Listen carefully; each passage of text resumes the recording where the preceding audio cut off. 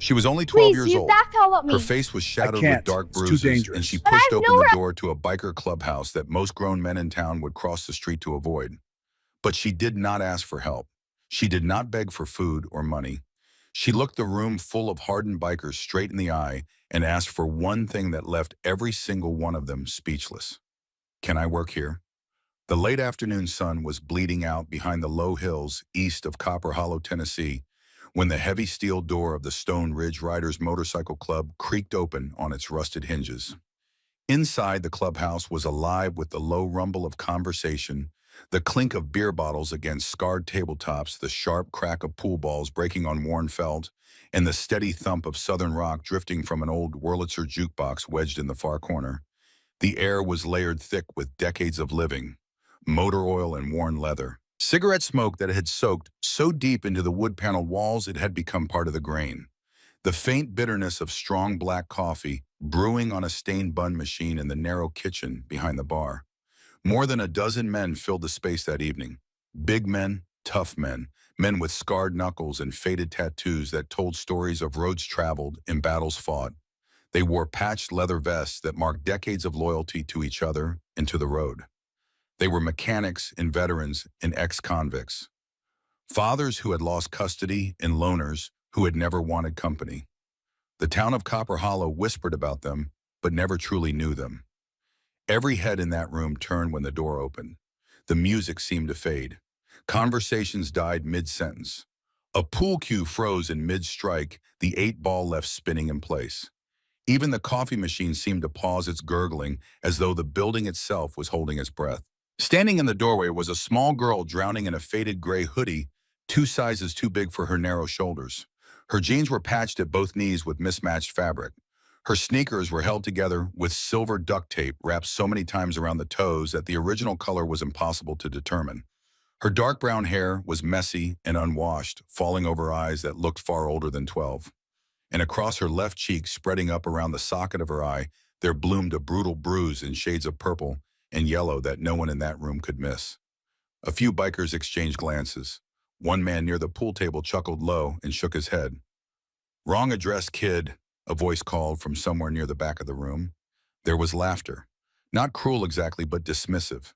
The sound of men who had seen everything and assumed this was nothing. But the girl did not turn and run. She stepped fully inside the clubhouse, letting the heavy steel door swing shut behind her with a thud that echoed through the silence like a judge dropping a gavel. Her hands stayed buried deep in the front pocket of that oversized hoodie. Her shoulders were hunched slightly against the cold she had carried in from outside. But her chin was level. Her eyes were steady, and she did not back down. "I am looking for work," she said. Her voice was quiet but clear, cutting through the stale air and the silence and the low hum of the jukebox like a blade through paper. "After school, I can sweep floors, wash bikes, clean tools, organize the shop, whatever you need done. I am good at it. I will not cause any trouble." The laughter came then louder this time, rolling through the room like distant thunder. A giant of a man with a red beard that hung down to the middle of his chest and arms thick as bridge cables slapped the bar top hard enough to rattle the bottles. Several others joined in shaking their heads, nudging each other with elbows and grins. But one man in that room was not laughing. Wade Colton sat in the corner booth nursing a cup of black coffee that had gone cold 20 minutes ago. He was 45 years old, former United States Marine. 2 tours in Afghanistan, 1 in Iraq. His head was shaved clean and a jagged scar ran from below his left ear all the way down to his collarbone, a souvenir from a dusty road outside Kandahar where an IED had turned his convoy into a furnace, and he had pulled 2 brothers from the burning wreckage. He had held dying friends in his arms. He had made decisions in seconds that haunted him for decades. And somewhere in those years, he had learned to read people the way other men read roadmaps. He saw something in this girl's eyes that stopped him cold. Determination wrapped in quiet shame. The kind of strength that only comes from surviving things no child should ever have to face. Wade set down his coffee.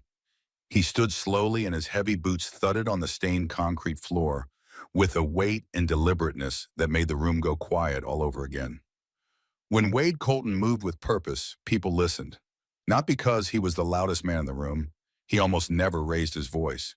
but because every man in the Stone Ridge Riders knew that Wade had walked through fire, real fire, and come out the other side still standing. His rank was road captain. His authority was something deeper than rank. He crossed the room and stopped 6 feet from the girl, close enough to talk, far enough not to crowd her. "What is your name, kid?" "Marin. Marin Harmon." "You live around here, Marin Harmon." A small nod. "Maple Street."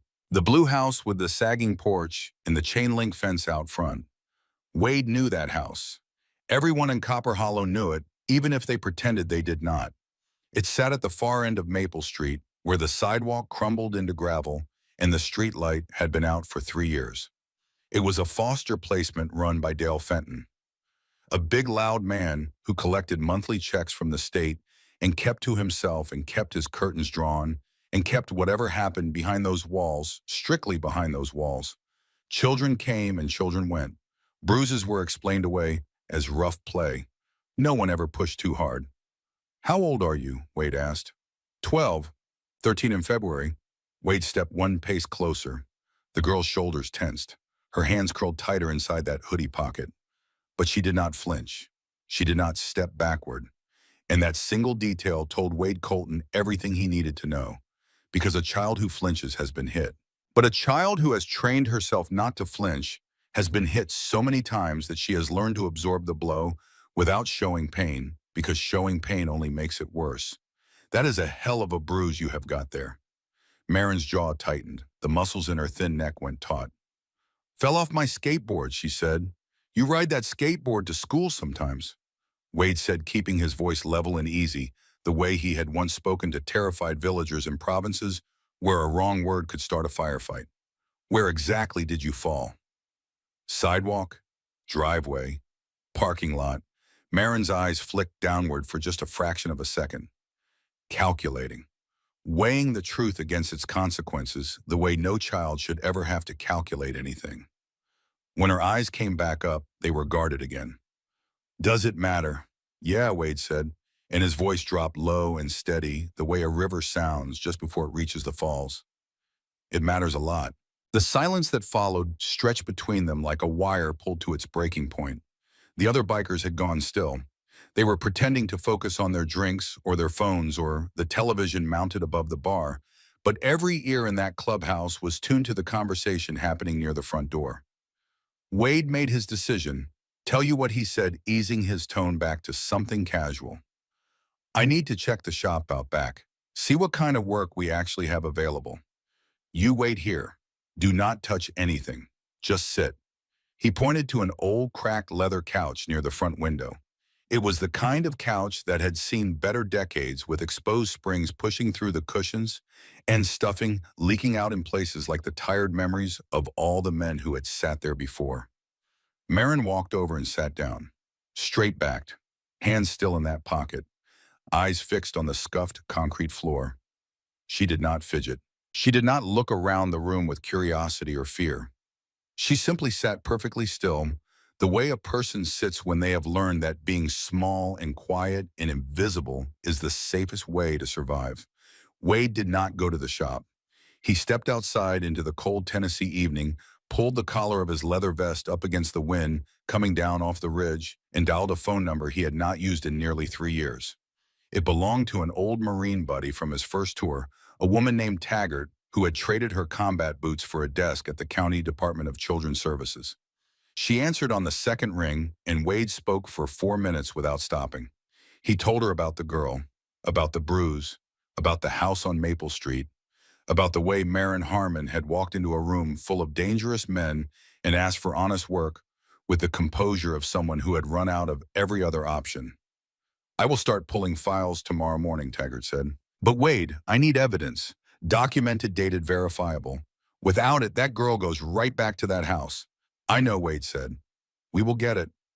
2 slow hours passed in the clubhouse. Men came and went. The jukebox cycled through Lynyrd Skynyrd and the Allman Brothers and Waylon Jennings. Someone ordered a basket of wings from the kitchen. And then Jolene Pruitt appeared. Jolene was the club's unofficial den mother. 52 years old, built like a woman who had spent decades hauling trays and never complained about it. She ran a small diner on Route 9 that had been feeding the Stone Ridge Riders for 15 years. She had buried one husband, divorced another, and raised three sons who had all turned out better than anyone expected. She had hands that were rough from work, but impossibly gentle when they needed to be. She came out of the kitchen carrying a plate, a thick ham and cheese sandwich on fresh bread, a pile of chips, a cold bottle of Coca-Cola, with the cap already twisted off. She walked to the couch where Marin sat and set the plate down silently on the armrest beside the girl. She gave Marin's shoulder the gentlest squeeze, a touch so light and careful it was almost not there at all, and then she turned and walked away without a word. Marin stared at that plate of food for nearly 10 minutes.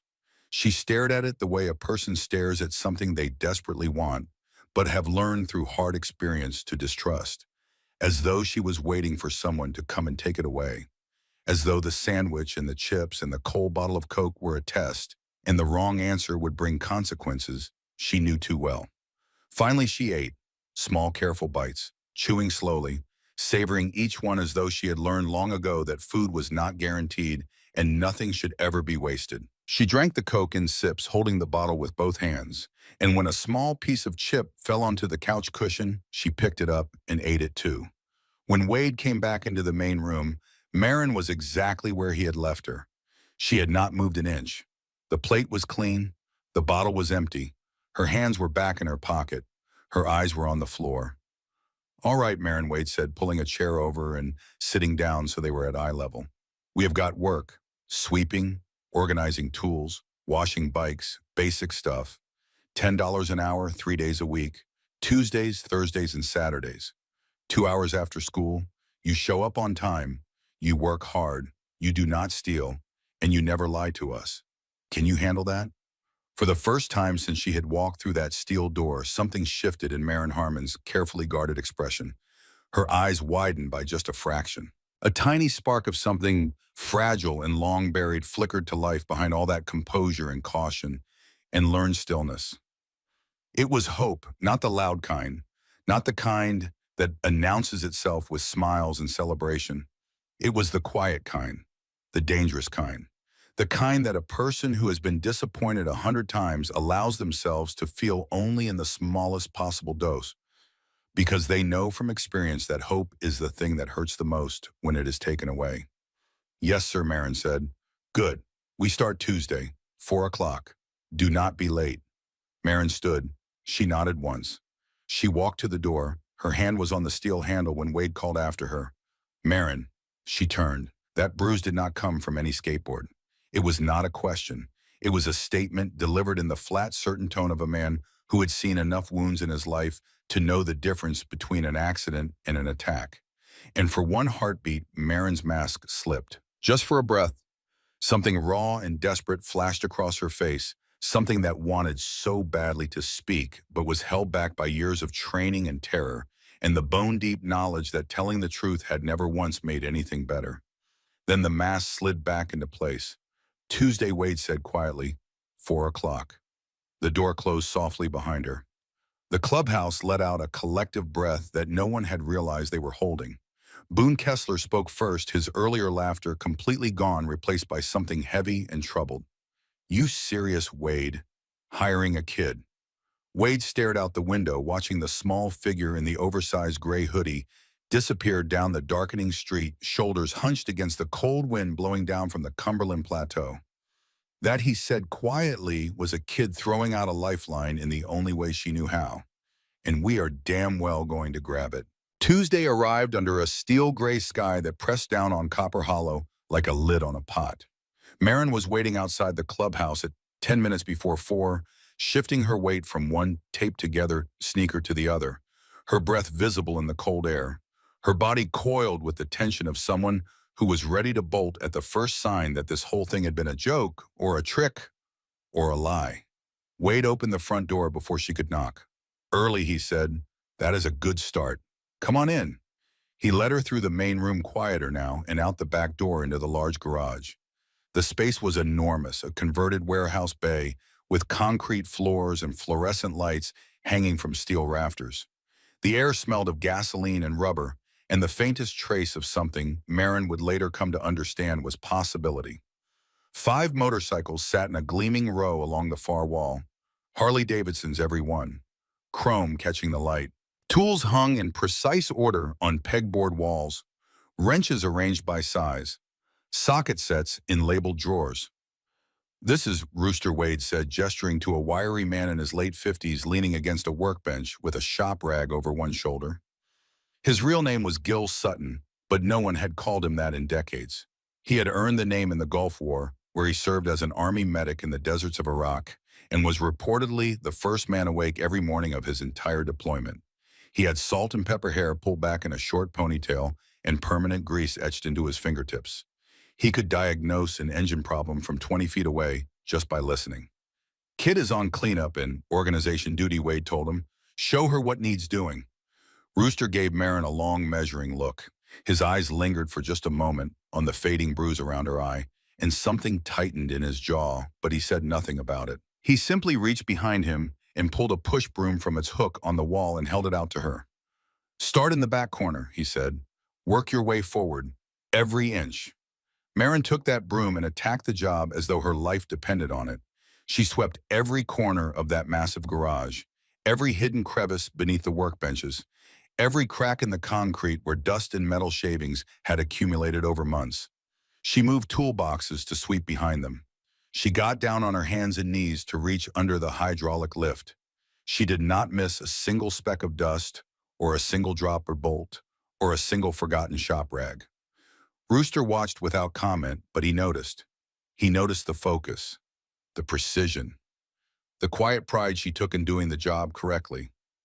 This was not a child going through the motions.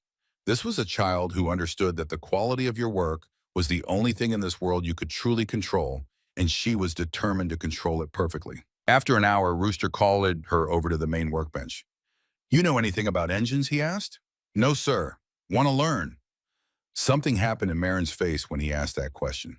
It was as though someone had flipped a switch deep inside her, illuminating a room that had been dark for a very long time. Her eyes widened, her lips parted slightly, and for just a moment the guarded, careful, old beyond her years composure fell away, and she looked exactly like what she was. A 12-year-old child who had just been offered something wonderful. "Yes," she said. "Yes, sir." Rooster pulled a large plastic bin from under the workbench. It was filled with a jumbled mess of bolts, washers, nuts, gaskets, and small engine parts that had accumulated over weeks of project work.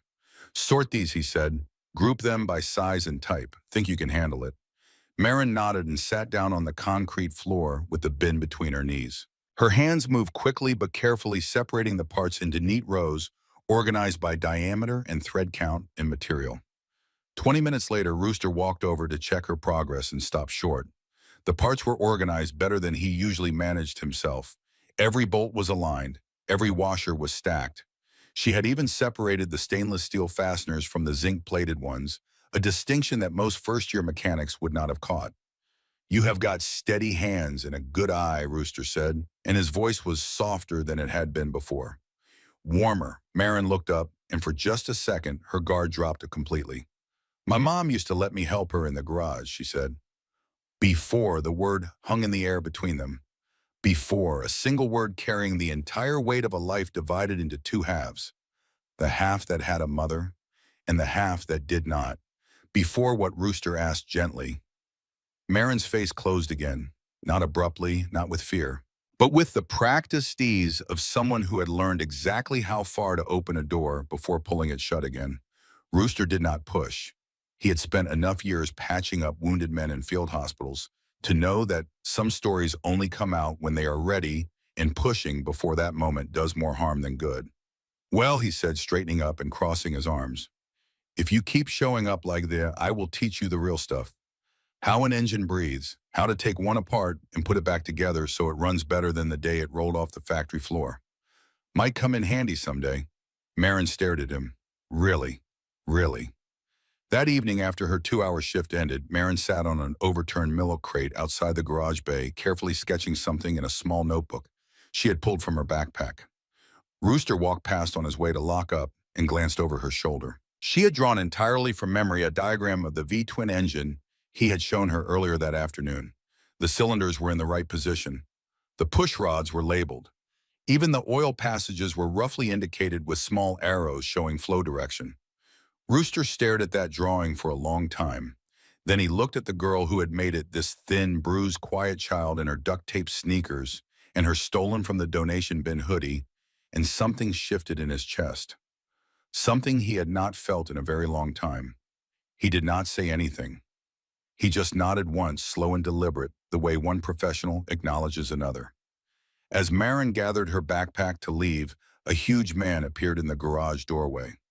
6'4" and broad as a doorframe, with a snow-white beard and eyes so gentle they seemed to belong to a different man than the one attached to those enormous, scarred hands. Everyone called him Timber. His real name was Hank Dwyer. He was the club's vice president, a widower who spoke slowly and never wasted a word. Years ago, his teenage daughter had been pulled into the foster care system during the worst period of his life, when alcohol and grief had made him into someone he did not recognize. By the time he had gotten sober, his daughter was gone, aged out at 18 and vanished. He had never found her. He had never forgiven himself. "Mind if I walk you part way home?" Timber asked Marin. "Getting dark out." They walked in comfortable silence for several blocks, their footsteps crunching on gravel shoulders where the sidewalk gave way to dirt. The streetlights in this part of Copper Hollow were spaced far apart, and the darkness between them felt heavy and old. "You like the work?" Timber finally asked. "Yeah, a lot. Rooster is good people. Best mechanic I have ever known," Timber said, "and I have known a few." They turned onto Maple Street. The change in Marin was immediate and unmistakable. Her steps slowed. Her shoulders drew inward. Her hands, which had been swinging freely at her sides for the first time all day, retreated back into that hoodie pocket. Her entire body seemed to shrink as the blue house came into view at the end of the street. Peeling paint, overgrown yard, curtains drawn, a porch light that flickered but gave off almost no useful light, a chain-link fence with a gate that hung crooked on one hinge. Timber noticed all of it. He stopped one house away and reached into the inside pocket of his leather vest. He pulled out a small card with the clubhouse phone number handwritten on it in his own careful block letters. "If anything ever feels wrong," he said, holding the card out to her, "if you ever need someone, you call this number, day or night, does not matter what time it is. Someone will answer. Someone will come." Marin took the card and stared at it in the fading light. She turned it over in her fingers as though it were made of something precious and breakable. "Why are you doing this?" she asked, and her voice was so small and so bewildered that Timber felt his throat close up like a fist had grabbed it. He thought about his daughter, about the system that had swallowed her whole, about all the years he had spent searching and the silence that was worse than any answer could have been, about the promises he had made to himself in the darkest hours of his sobriety, promises that he would never again look away when a child was drowning. "Because you walked in and asked for work instead of a handout," he said. "That takes real courage, kid, and courage deserves backup." Marin tucked the card deep into the front pocket of her jeans, pressing it down with her fingertips as though she wanted to make absolutely certain it could not fall out. "Thank you," she said. Timber waited on the sidewalk until the girl disappeared through the crooked gate and up the sagging porch steps and through the front door of the blue house. He watched the door close. He watched the porch light flicker 3 times and then go steady. He listened for shouting and heard nothing, which somehow made him feel worse instead of better, because silence in a house like that usually meant someone was being very careful not to make a sound. He pulled out his phone and called Wade. "It is bad, brother," he said, keeping his voice low, even though there was no one on the dark street to hear him. "That house feels wrong. The kid is scared to even walk through the front door. Her whole body changes when she sees the place." Wade's voice on the other end of the line was ice. "I know. I have already started making calls. We document everything. Bruises, dates, names, every single detail. We build a case so solid that no caseworker and no judge can look at it and do nothing. And if the system moves too slow," Timber said. Wade was silent for a moment. Then he said, "We will cross that bridge when we get to it." Timber stood on Maple Street for another minute after he hung up, watching the blue house, watching the drawn curtains, watching the darkness settle around it. Then he walked back to the clubhouse alone. 3 weeks passed, Marin Harmon became a quiet fixture in the Stone Ridge Riders' garage, as much a part of the landscape as the toolboards and the oil drums in the gleaming row of Harleys along the back wall. She showed up every scheduled day without fail. Tuesdays at 4, Thursdays at 4, Saturdays at 10 in the morning. She was always early. 5 minutes at least, sometimes 10, waiting outside the door in that same oversized gray hoodie, those same duct tape sneakers, silent and watchful and ready. She swept and organized and scrubbed and sorted with a thoroughness that put some of the adult members to shame.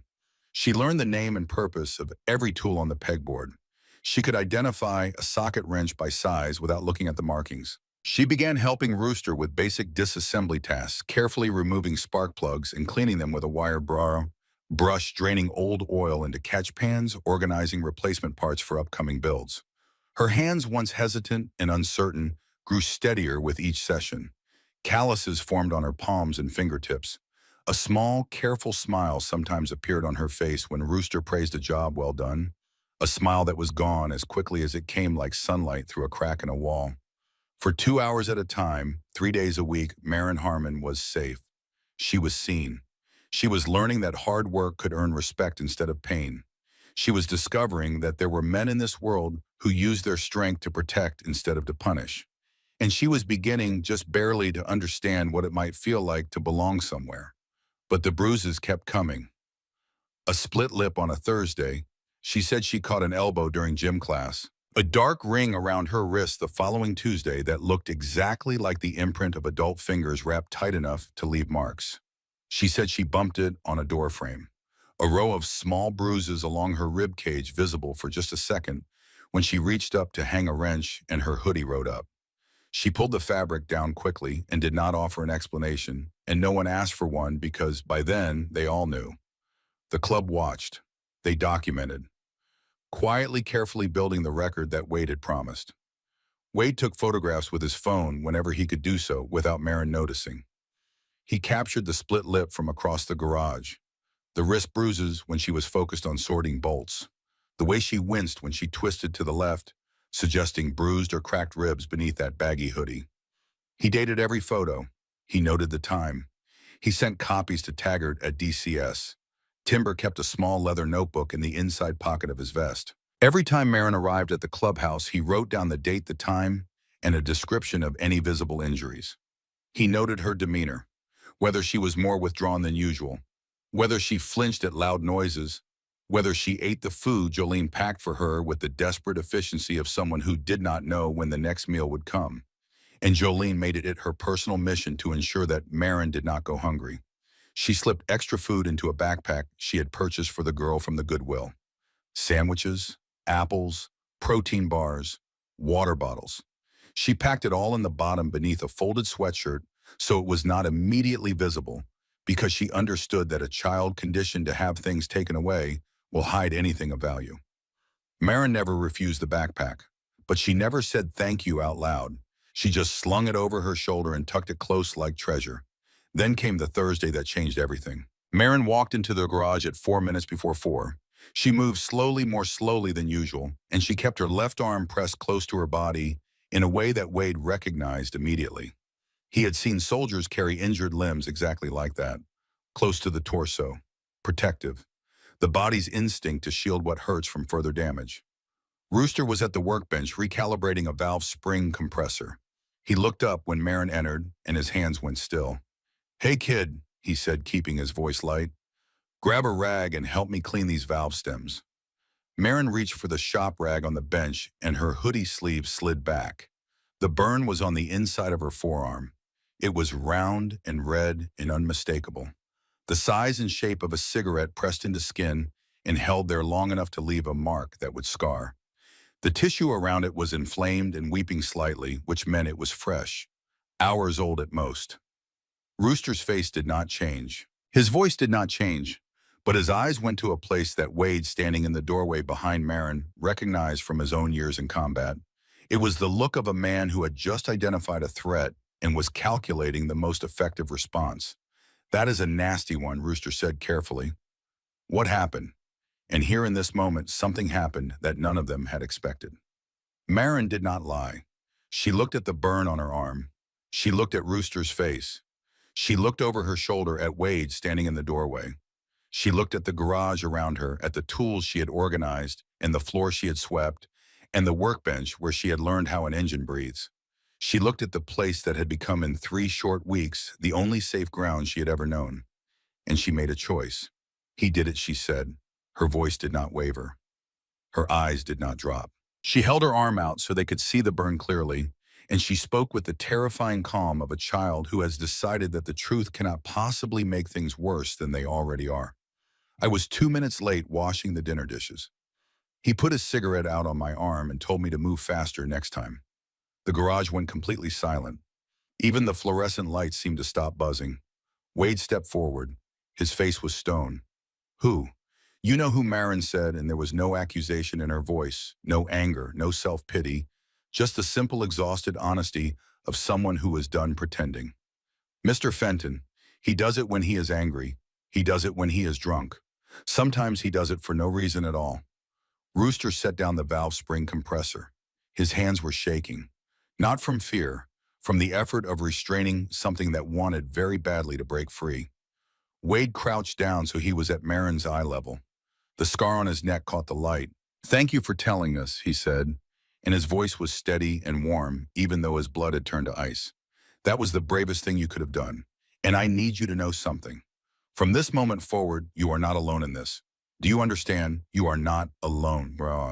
Marin nodded. A single tear escaped from her left eye and traced a path down her cheek, following the faded yellow edge of the bruise that had brought her through that clubhouse door 3 weeks ago.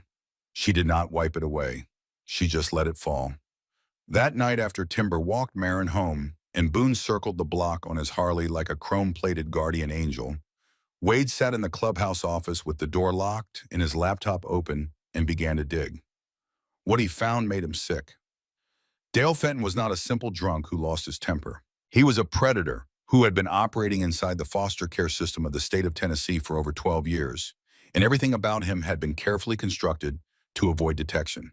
He had been a foster parent in 4 different counties: McMinn County from 2012 to 2015, Meigs County from 2015 to 2018, Rhea County from 2018 to 2021, and now Hamilton County, which included Copper Hollow, from 2021 to the present. In every county, the pattern was identical. He would request children with no living relatives and no caseworker oversight.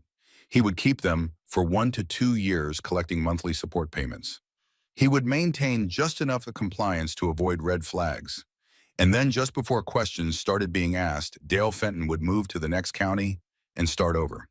He had never been charged, never been investigated. Each county maintained its own records, and the system for sharing information between jurisdictions was so outdated that a man who moved every 3 years was effectively invisible. Wade stared at the screen. He thought about Marin eating a sandwich in careful bites. He thought about the cigarette burn on her arm. He thought about how many other children had waited in rooms like that blue house for someone to notice. He picked up his phone and called Taggart. "It is worse than we thought," he said. "This is not a one-time situation. This man is a professional. He has been doing this for over a decade, and the system has let him walk every single time. He sent her everything. The county records, the dates, the addresses, the pattern, and then he sat alone in the office for a long time, staring at the wall, thinking about a 12-year-old girl who had walked into a room full of strangers and asked for work because it was the only way she knew how to ask for help. But none of them could have predicted what would happen next, or how fast things were about to explode. It was a Thursday evening, 3 days after Marin had shown them the cigarette burn. The garage was warm with the smell of coffee and engine grease and the low sound of Tom Petty playing on the portable radio Rooster kept on his workbench. Marin was beside him, carefully cleaning a set of carburetor jets with a small wire brush. Her face bent close to the work, concentrating with the intensity she brought to everything she did in that garage. The front door of the clubhouse slammed open so hard the entire building seemed to shake. "Where is she?" The voice was thick with alcohol and rage. It carried through the clubhouse like a thrown bottle, crashing through the quiet and leaving sharp edges everywhere it landed. Dale Fenton stood in the doorway between the main room and the garage. He was 6'3", 240 pounds at least, most of it packed into a gut that strained the buttons of a stained work shirt. His face was flushed, the deep mottled red of a man who had been drinking since noon. His eyes were bloodshot and unfocused, but locked onto one target, the small girl standing frozen beside the workbench. Marin's hand stopped moving. The wire brush slipped from her fingers and clinked on the concrete floor. Her breathing went shallow. Her eyes went wide. Every cell in her body seemed to recoil at once, pulling inward, making herself smaller, as though she could disappear into the air if she just got small enough. Rooster stepped forward, placing himself between Marin and the doorway. The shop rag was still in his hand. His posture was relaxed. His voice was calm. "Can I help you? You can get the hell out of my way," Dale snarled. "That is my foster kid. Her shift, or whatever the hell you people call this little arrangement, is over. She has got chores at home, real responsibilities. Not playing mechanic with a bunch of degenerate bikers."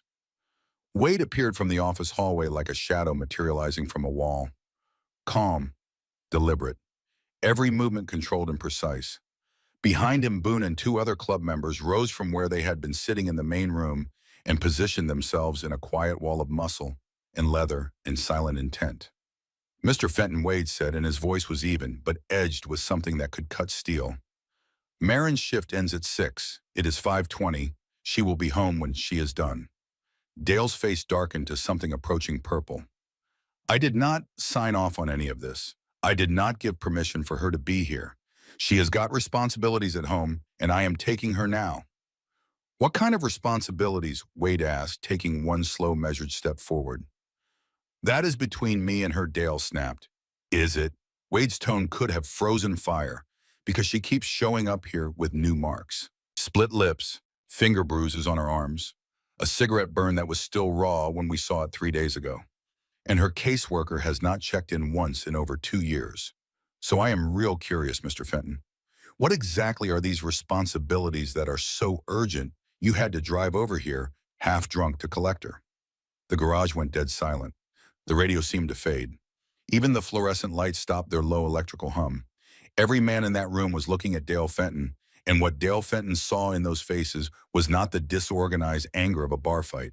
It was the coordinated, controlled fury of men who had made a collective decision and were waiting to see what happened next. Dale's fists clenched, but he was not stupid. 5 large bikers stood between him and the girl. Wade's military bearing radiated a threat no amount of drunken rage could overcome. "You do not know what you are talking about, Teo," Dale muttered, his bluster cracking like cheap paint. "Kids are clumsy. They fall. They bruise easy. And if she would just listen and do what she is told instead of running off to play in some greasy garage every other day, then maybe things at home would not be so difficult." He cut himself off, but it was too late. If she would just listen. Wade repeated, his voice dropping to something low and dangerous, barely above a whisper. "What happens when she does not listen, Mr. Fenton?" Dale's mouth opened and closed. The calculation behind his bloodshot eyes was almost visible. He was assessing the situation, measuring his options, and arriving at the conclusion that this particular confrontation was one he could not win through intimidation. He jabbed a thick finger toward Marin. "You'll be home in 1 hour," he said. "Do not make me come back here, because next time I will bring the law and we will see how these boys in their leather jackets feel about harboring a minor without guardian consent." He turned and stormed out.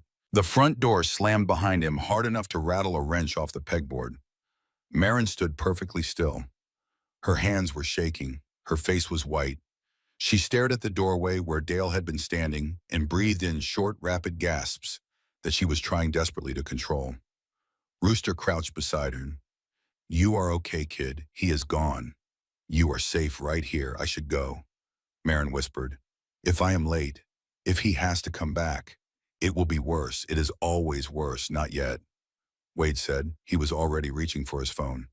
"Timber, get over here, now." 20 minutes later, Timber walked Marin home. But this time, Boone followed on his Harley, the engine rumbling low and steady, circling the block in slow loops like a guardian shark making its rounds. When they reached Maple Street, Dale was visible through the front window of the blue house, pacing back and forth, bottle in hand, shouting at someone on the phone. Timber stopped Marin one house away from the gate. "You do not have to go in there tonight," he said. You can come back to the clubhouse. We will figure something out. I do, Marin said. Her voice was flat, rehearsed, as though she had practiced this exact response many times before for exactly this situation. If I do not go back, he calls the caseworker, tells them I ran away. Then it is a group home. I have been in 3 already. They are worse. Timber's chest tightened so hard he could barely draw breath. How do you know they are worse? Because after 4 placements, they stopped trying, Marin said. She looked at him with those old eyes. You just age out, you turn 18, and they hand you a garbage bag with your stuff in it, and you walk out the door, and that is it. Nobody comes looking for you. Nobody remembers your name. She gave a small, hollow shrug that broke Timber's heart more than any amount of crying ever could have. Thanks for the bomb, she added quietly. It has been really good. She walked to the gate alone. She pushed it open and it scraped against the concrete. She climbed the porch steps. She opened the front door and disappeared inside. The porch light went dark. Timber waited until the street was silent, then pulled out his phone and called Wade. We are out of time, brother, he said, and his voice was rough with the effort of keeping it steady. That man is going to hurt her bad, real soon. I could see it in his face tonight. He is not just angry anymore. He is scared. And scared men with something to hide are the most dangerous animals on earth. I know, Wade said. Meet me at Jolene's diner. We need to talk. Jolene's diner was warm and dimly lit, smelling of fresh coffee and bacon grease. She had stayed open late because Wade had called ahead, and she knew from the sound of his voice that this was not a social visit. She poured 3 cups of coffee without being asked and set them on the table in the back booth. How bad, she asked, sliding into the booth across from Wade. Bad, he said. We need evidence fast, documented, photographs, medical records if we can get them.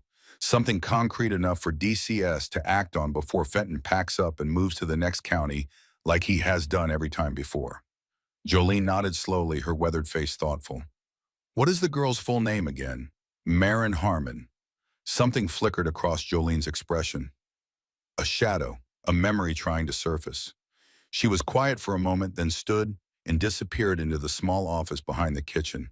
Timber and Wade heard the sound of boxes being moved, filing cabinet drawers opening and closing, papers shuffling. She came back carrying a thin manila folder yellowed at the edges and soft with age. I was cleaning out old employee records last year, she said, setting the folder on the table. Getting ready for taxes. Found this filed in the wrong year.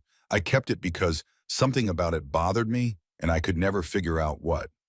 She opened the folder. Inside was a faded employment record. The name on it was Jenna Harmon, waitress, start date March of 2013. Performance notes in Jolene's own handwriting. Excellent worker, never late, always volunteers for extra shifts. The kind of girl who makes you believe people are fundamentally good. Then one day in November of 2013, Jenna Harmon had simply stopped showing up. No call, no notice, no 2-week resignation. She had just vanished like smoke on a cold morning. She never came back to collect her final paycheck. She never returned the apron she had borrowed. She never called to explain. Jolene's eyes filled with tears.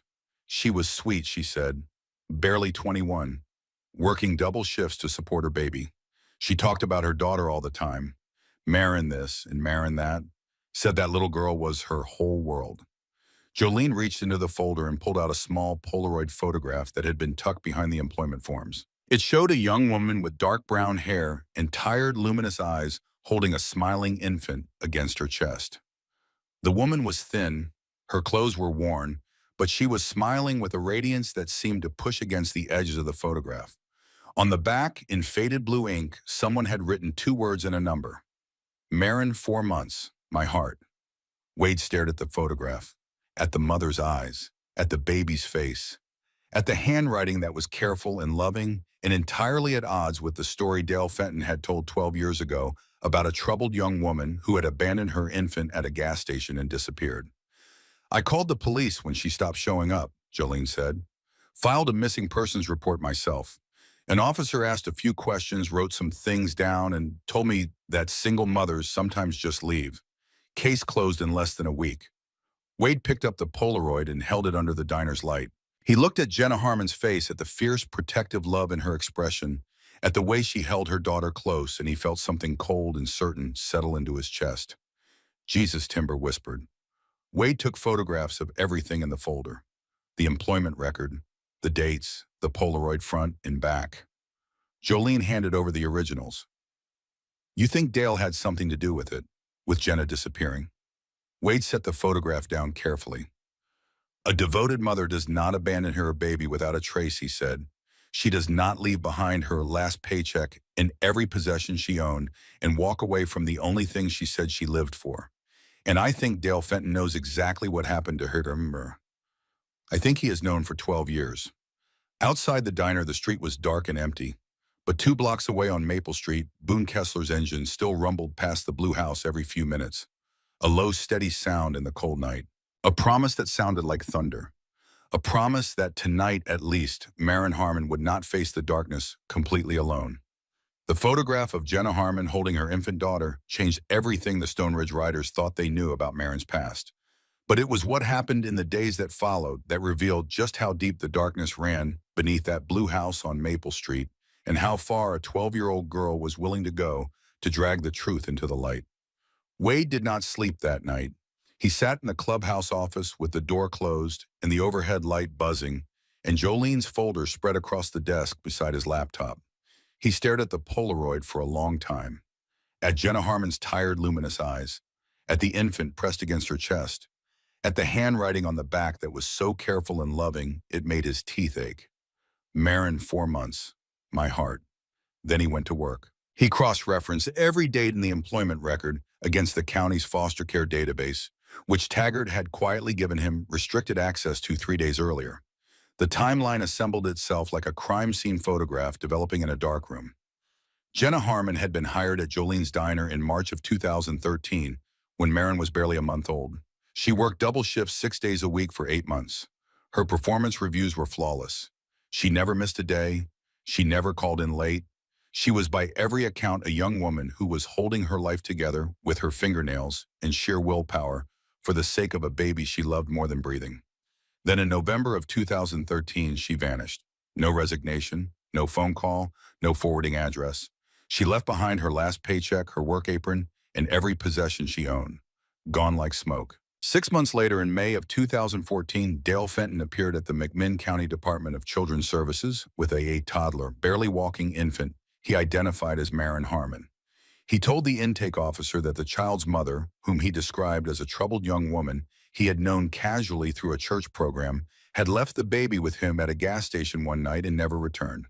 He said he had waited months for her to come back. He said he had grown attached to the child and wanted to provide her with a stable home. He filed for emergency foster placement as a family friend. The intake officer processed the paperwork. A single home visit was conducted 2 weeks later by a caseworker who noted that the residence was clean and adequately furnished and that Mr. Fenton appeared sober and cooperative. No background check beyond the standard state database was performed. No effort was made to locate Jenna Harmon or verify Dale's account of how he had come to possess her child. No one contacted hospitals or morgues or law enforcement agencies in neighboring counties. No one asked the single most obvious question: why would a devoted mother abandon her 4-month-old baby to a man she barely knew? Wade sat back in his chair and pressed his palms against his eyes. The answer was so clear it burned. She would not. She never did. Something happened to Jenna Harmon in November of 2013, and Dale Fenton knew exactly what it was, and for 12 years the system had been too broken and too overwhelmed and too willing to accept the simplest explanation to bother looking for the truth. He sent everything to Taggart: the employment records, the timeline, the Polaroid, his own analysis of the dates and discrepancies. He typed the email at 3 in the morning, and his hands were steady, and his words were precise because this was the kind of work he understood. Building a case, assembling evidence, preparing for a fight that had to be won because losing was not something he could afford to contemplate. Then he waited, but Dale Fenton did not wait. The morning after his confrontation at the clubhouse, Dale drove to the county DCS office and filed a formal complaint against the Stone Ridge Riders Motorcycle Club. He alleged that the organization was employing a minor without legal guardian consent exposing her to dangerous working conditions and exercising undue influence over a foster child for purposes he characterized as suspicious and potentially criminal. He demanded that Marin's work arrangement be terminated immediately and requested that her caseworker conduct a home visit to confirm the child's welfare and continued placement in his care. It was a calculated move, precise, practiced. The kind of maneuver that a man who had spent 12 years navigating the foster care system had rehearsed in his mind 100 times, waiting for exactly this situation. By filing first, Dale positioned himself as the concerned guardian, protecting his ward from outside influences. He shifted the narrative from his own behavior to the club's involvement. He created a paper trail that would make any future action against him look like retaliation rather than justice. And he forced DCS into a procedural response that would eat up days or weeks of bureaucratic processing time, which was all the time he needed to plan his disappearance. Wade found out about the complaint when Taggart called him the following afternoon. Her voice was tight with frustration, the sound of a woman who had spent her career fighting a system she believed in and was watching it be weaponized by the very people it was supposed to protect children from. "He beat us to it," she said. "Filed a formal complaint first thing this morning. My supervisor is now asking questions about why a motorcycle club is employing a 12-year-old, and until we can demonstrate otherwise, the optics are terrible. I need to pause the investigation until I can navigate the internal review." "How long?" Wade asked. "Could be a week, could be two. I am doing everything I can, but this man knows the system better than most of the people who work in it." Wade hung up and stared at the wall for a long time. Then he called a meeting. That evening, every senior member of the Stone Ridge Riders sat around the main room table. Wade laid out the situation in the same measured, factual tone he had once used to brief platoon commanders before combat operations. Dale had filed a complaint. DCS was temporarily stalled. The club's direct contact with Marin was now legally complicated in ways that could be used against them if they were not careful. And the clock was ticking because Dale Fenton's pattern was clear. When pressure increased, he ran. And if he ran with Marin, they might never find her again. Timber spoke first. His voice was low and heavy. "What about the girl?" "That is the problem," Wade said. "Dale is going to cut her off. No more visits to the clubhouse, no more work shifts. He is going to isolate her completely, and then he is going to start planning his exit.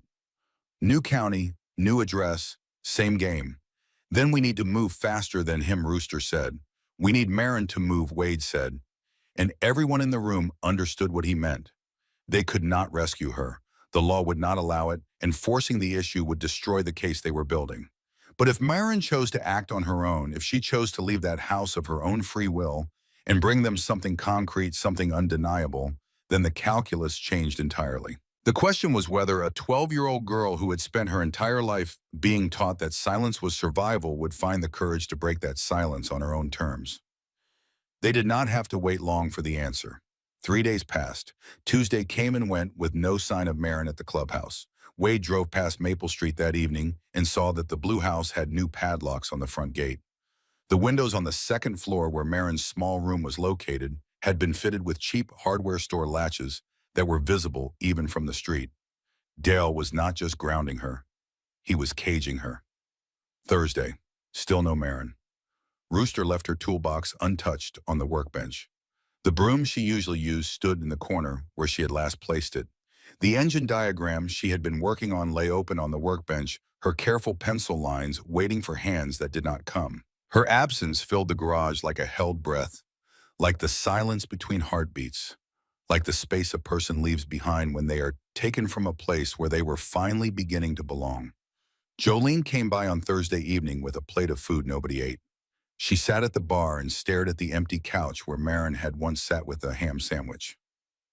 And she thought about Jenna Harmon, 21 years old and smiling in a Polaroid and writing in blue ink about her baby girl, and the distance between that photograph and this silence was enough to break a person in half. Saturday came. Wade sat in the clubhouse office until midnight, unable to sleep, going over the case files again and again. Timber paced the main room like a caged animal. Boone sat at the bar cleaning his rings one by one and saying nothing. At 12:40 in the morning, someone knocked on the back door of the garage. Not the front, the back. The service entrance that opened onto the alley behind the building where the dumpster sat, and the gravel was loose, and the security light had been burned out for months. Timber was closest. He opened the door with one hand on the frame and the other reaching instinctively for the knife on his belt. And then he stopped. Marin stood in the alley. She was breathing hard. Her face was flushed from running. She wore the same gray hoodie and the same duct-tape sneakers, and there was a fresh bruise on her jawline, dark and swollen no more than a few hours old. Her hair was wild. Her eyes were wide, and in her arms she clutched a dirty canvas backpack so tightly that her knuckles had gone white. "I got out," she said. The words came fast, tumbling over each other like water breaking through a crack in a dam. "He locked my window, but he forgot about the basement. There is a window in the basement behind the furnace, and the latch is rusted, and I have been working on it for 2 days with a butter knife I hid under my mattress." He passed out on the couch at 11 with the television on, and I waited an hour to make sure he was really out, and then I went down the basement stairs one at a time because the third one creaks, and I went through the window, and I cut my hand on the frame, and I ran the whole way here, and I did not stop once. She held up her right palm. A thin cut ran across it, still oozing, smeared with rust and dirt. She was shaking, not just her hands, her whole body vibrating with adrenaline and fear, and something else that Timber recognized from the very deepest part of his own memory. It was the tremor of someone who has just done the bravest thing they have ever done in their life, and does not yet know whether it was the right decision or the last mistake they will ever make. He stepped aside and she came in. Wade appeared from an office. Jolene, who had been sleeping in the back room because she had refused to go home while things were this uncertain, emerged with a blanket and wrapped it around Marin's shoulders without a word. They sat her down at the table. Rooster brought her water. Boone stood near the door, arms crossed, watching the alley. Marin drank half the water in one long swallow, then set the glass down and looked at Wade with those old eyes. "I found something," she said, "in the basement. Something he has been hiding." She opened the backpack.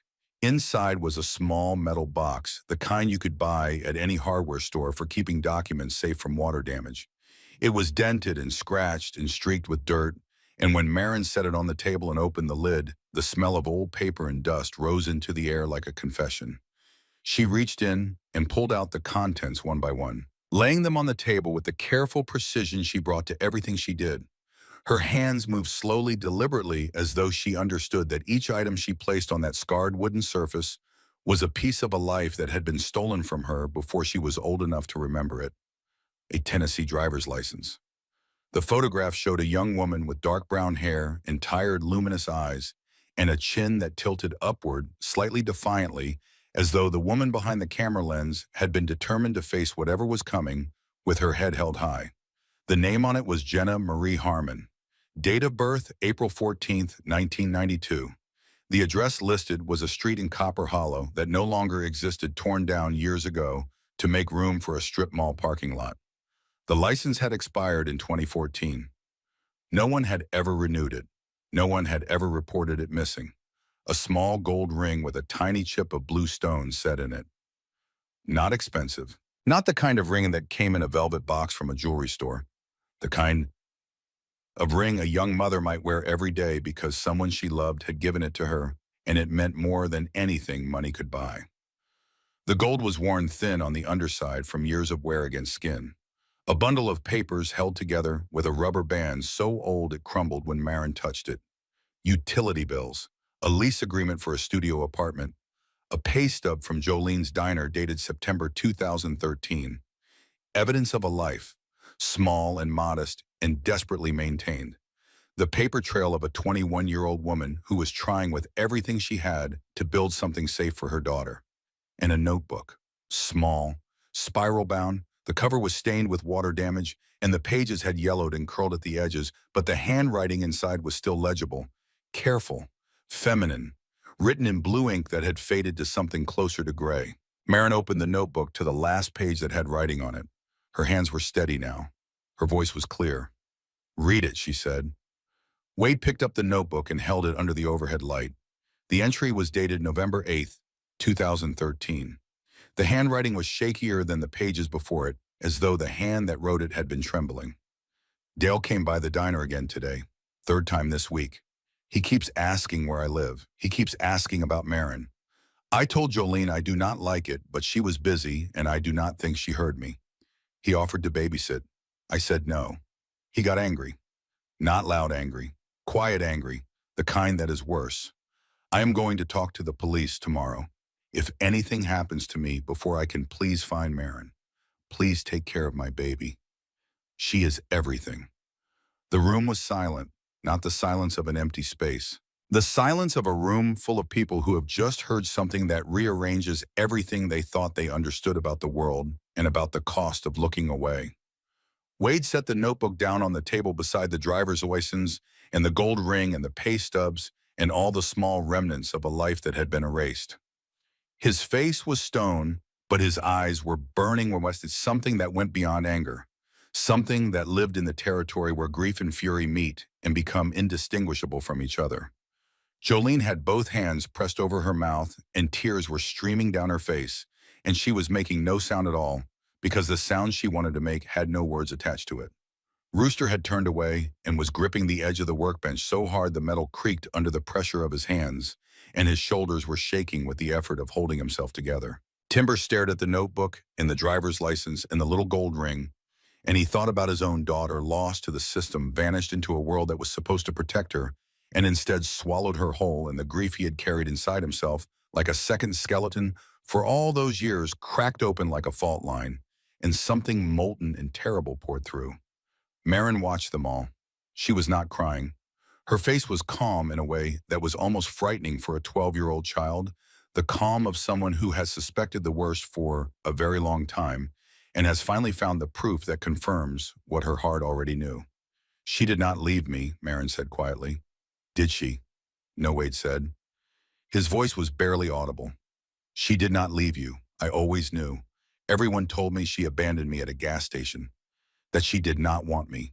He told me that every single day, but I never believed it. I could feel it, that someone had loved me once. I just could not prove it until now. She looked at the driver's license photograph, at her mother's face, at the eyes that were exactly like her own. She was pretty, Marin said. And the simplicity of the statement, the way a 12-year-old girl looked at the photograph of the mother she had never known and offered the first fumbling words of a relationship that had been stolen from her before it ever had a chance to begin, broke something in every person in that room. Wade was the first to recover. He photographed everything, the license, the ring, the papers, every page of the notebook front and back. He called Taggart and left a voicemail because it was 1 a.m. and even dedicated civil servants had to sleep. Then he called a contact at the county sheriff's office, another former Marine, a man he trusted with his life, and told him what Marin had found. The deputy arrived within the hour. He was a quiet man in his 40s named Gentry, and he looked at the evidence laid out on the clubhouse table with the careful, methodical focus of someone who understood that what he was seeing was not just a collection of old documents, but the key to a 12-year-old crime that had never been investigated. He photographed everything. He placed the notebook in the license and the ring in evidence bags with gloved hands. He recorded Marin's statement on his body camera, and she gave it with the same clear, steady voice she had used when she told Rooster about the cigarette burn, looking directly into the lens, with those old brown eyes, and describing exactly where she had found the box and exactly how she had gotten out of the house and exactly what Dale Fenton had been doing to her for as long as she could remember. When the deputy left, Wade sat Marin down in the corner booth and crouched in front of her. "You understand what you did tonight," he said. Marin nodded. "You did not wait for us to come save you. You saved yourself. You found the one thing that changes everything, and you brought it here on your own 2 feet in the middle of the night. I have served with Marines who would not have had the guts to do what you just did." Marin looked at him. A ghost of a smile crossed her face. It was small and tired and fragile, but it was real. "I did not want to wait anymore," she said. "I have been waiting my whole life for someone to figure it out. And then I realized that maybe the person who was supposed to figure it out was me." Wade held her gaze. "Yeah," he said, "that is exactly right." They set up a cot in the storage room behind the garage. Jolene brought sheets and a pillow from her car. Timber checked every lock on every door and window in the building. Boone took first watch sitting in a chair by the front entrance with a cup of coffee and a clear view of the parking lot. Marin lay on the cot in the darkness staring at the ceiling, and for the first time in 12 years, she slept in a place where she was not afraid to close her eyes. The next 5 days moved with a speed and intensity that none of them had anticipated. Taggart listened to Wade's voicemail at 6 in the morning and was at the clubhouse by 7:30. She examined the photographs of Jenna's notebook, the driver's license, and the ring. Her face went through several stages of controlled fury before settling into the cold professional focus of a woman who had spent her career fighting a system she knew was failing and had just been handed the proof. "This changes the jurisdictional calculation," she said. "The complaint Dale filed is now secondary to an active criminal investigation involving the suspected disappearance of Marin's mother. I can invoke emergency protective custody under Tennessee Code 37-1-114 and remove Marin from Dale's guardianship effective immediately while the investigation proceeds." She made 5 phone calls in 40 minutes. By noon, an emergency protective custody order had been issued by a county judge. Marin was officially removed from Dale Fenton's care and placed in temporary emergency housing at the clubhouse under the informal supervision of Hank Dwyer, whose background check initiated weeks earlier by Wade had come back clean. By Tuesday, the county sheriff's office had opened a formal criminal investigation into the disappearance of Jenna Marie Harmon. Deputy Gentry and a detective from the Major Crimes Unit pulled the original missing persons report from 2013 and found exactly what Wade had suspected. The report was 4 paragraphs long, 4 paragraphs to account for the vanishing of a human being. The investigating officer had conducted a single interview with the diner where Jenna worked, accepted Dale's account without corroboration, and closed the case 9 days after it was opened. No forensic work, no canvassing of neighbors or coworkers, no subpoena of phone records or financial documents, no follow-up of any kind. A woman had disappeared from the face of the earth, and the entire weight of the justice system had responded with 4 paragraphs and a shrug. The detective, a woman in her 50s named Caldwell, who had worked homicides in Memphis for 20 years before transferring to the quieter life of a rural county, read the report twice and then set it down on her desk and sat very still for a long time. "This is not a missing person," she said to Gentry. "This is a homicide that nobody bothered to investigate because nobody bothered to care about a 21-year-old single mother with no family and no money and no one to make noise when she disappeared." Teachers from Marin's school came forward with statements they had never filed. Observations about bruises and withdrawn behavior, and the way Marin always wore long sleeves even in summer, and always sat in the back corner of the classroom with her body angled toward the door as though she was calculating escape routes even in a place where she was supposed to be safe. One teacher, a woman who had taught Marin in 4th grade, broke down during her interview and said she had suspected something was wrong for 2 years, but had been told by the school administration to follow protocol. And protocol meant filling out a referral form that went to a caseworker who never came. The school nurse produced clinic records documenting 7 separate visits over 3 years, all for injuries attributed to accidents. Falls, collisions, rough play at recess. The kind of explanations that are easy to accept when accepting them means you do not have to confront the possibility that a child in your care is being systematically destroyed by the person who is supposed to protect her. Old missing person records confirm that Dale had been questioned briefly about Jenna's disappearance in 2013. He had told police the same story he told DCS, troubled girl, left the baby, never came back. He described himself as a family friend from a church program, though no church in Copper Hollow or the surrounding counties had any record of his membership or participation in any program of any kind. The case was building, brick by brick, layer by layer. A wall of evidence rising around Dale Fenton so thick and so solid that no amount of legal maneuvering or county hopping could breach it. But Dale Fenton had one more move. It came on a Wednesday afternoon, exactly 8 days after Marin had escaped through the basement window. The clubhouse was busy. Rooster was teaching Marin how to adjust valve clearances on a Harley shovelhead in the garage. Timber was restocking the kitchen. Boone was out front changing the oil on his Road King. Wade was in the office on the phone with Detective Caldwell, reviewing the timeline of Jenna's disappearance. A silver sedan pulled into the parking lot. It was clean and polished and completely out of place among the row of heavy motorcycles. 2 men stepped out. The first was Dale Fenton, and the change in him was startling. He was clean-shaven.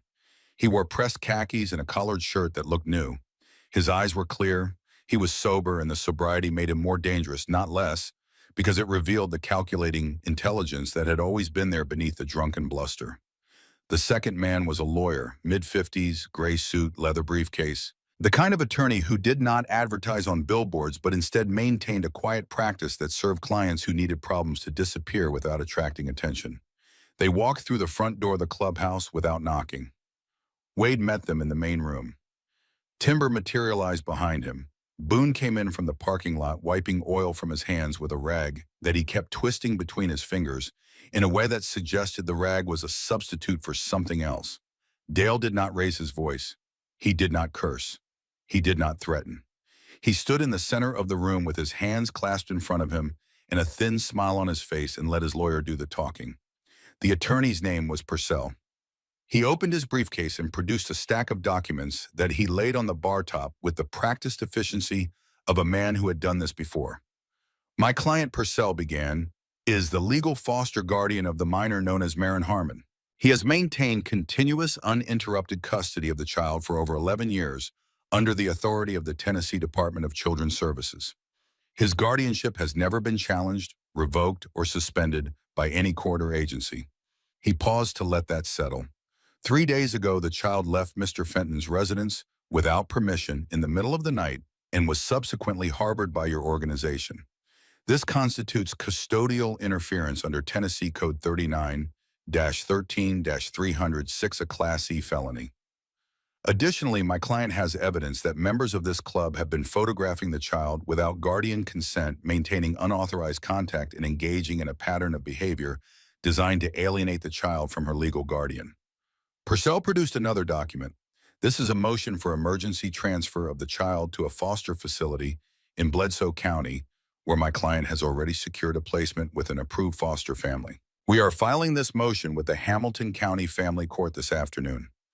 Unless the court grants the emergency protective custody order your associate at DCS has requested, which I expect will be challenged and delayed through standard procedural channels, my client will be within his legal rights to have the child transferred within 48 hours.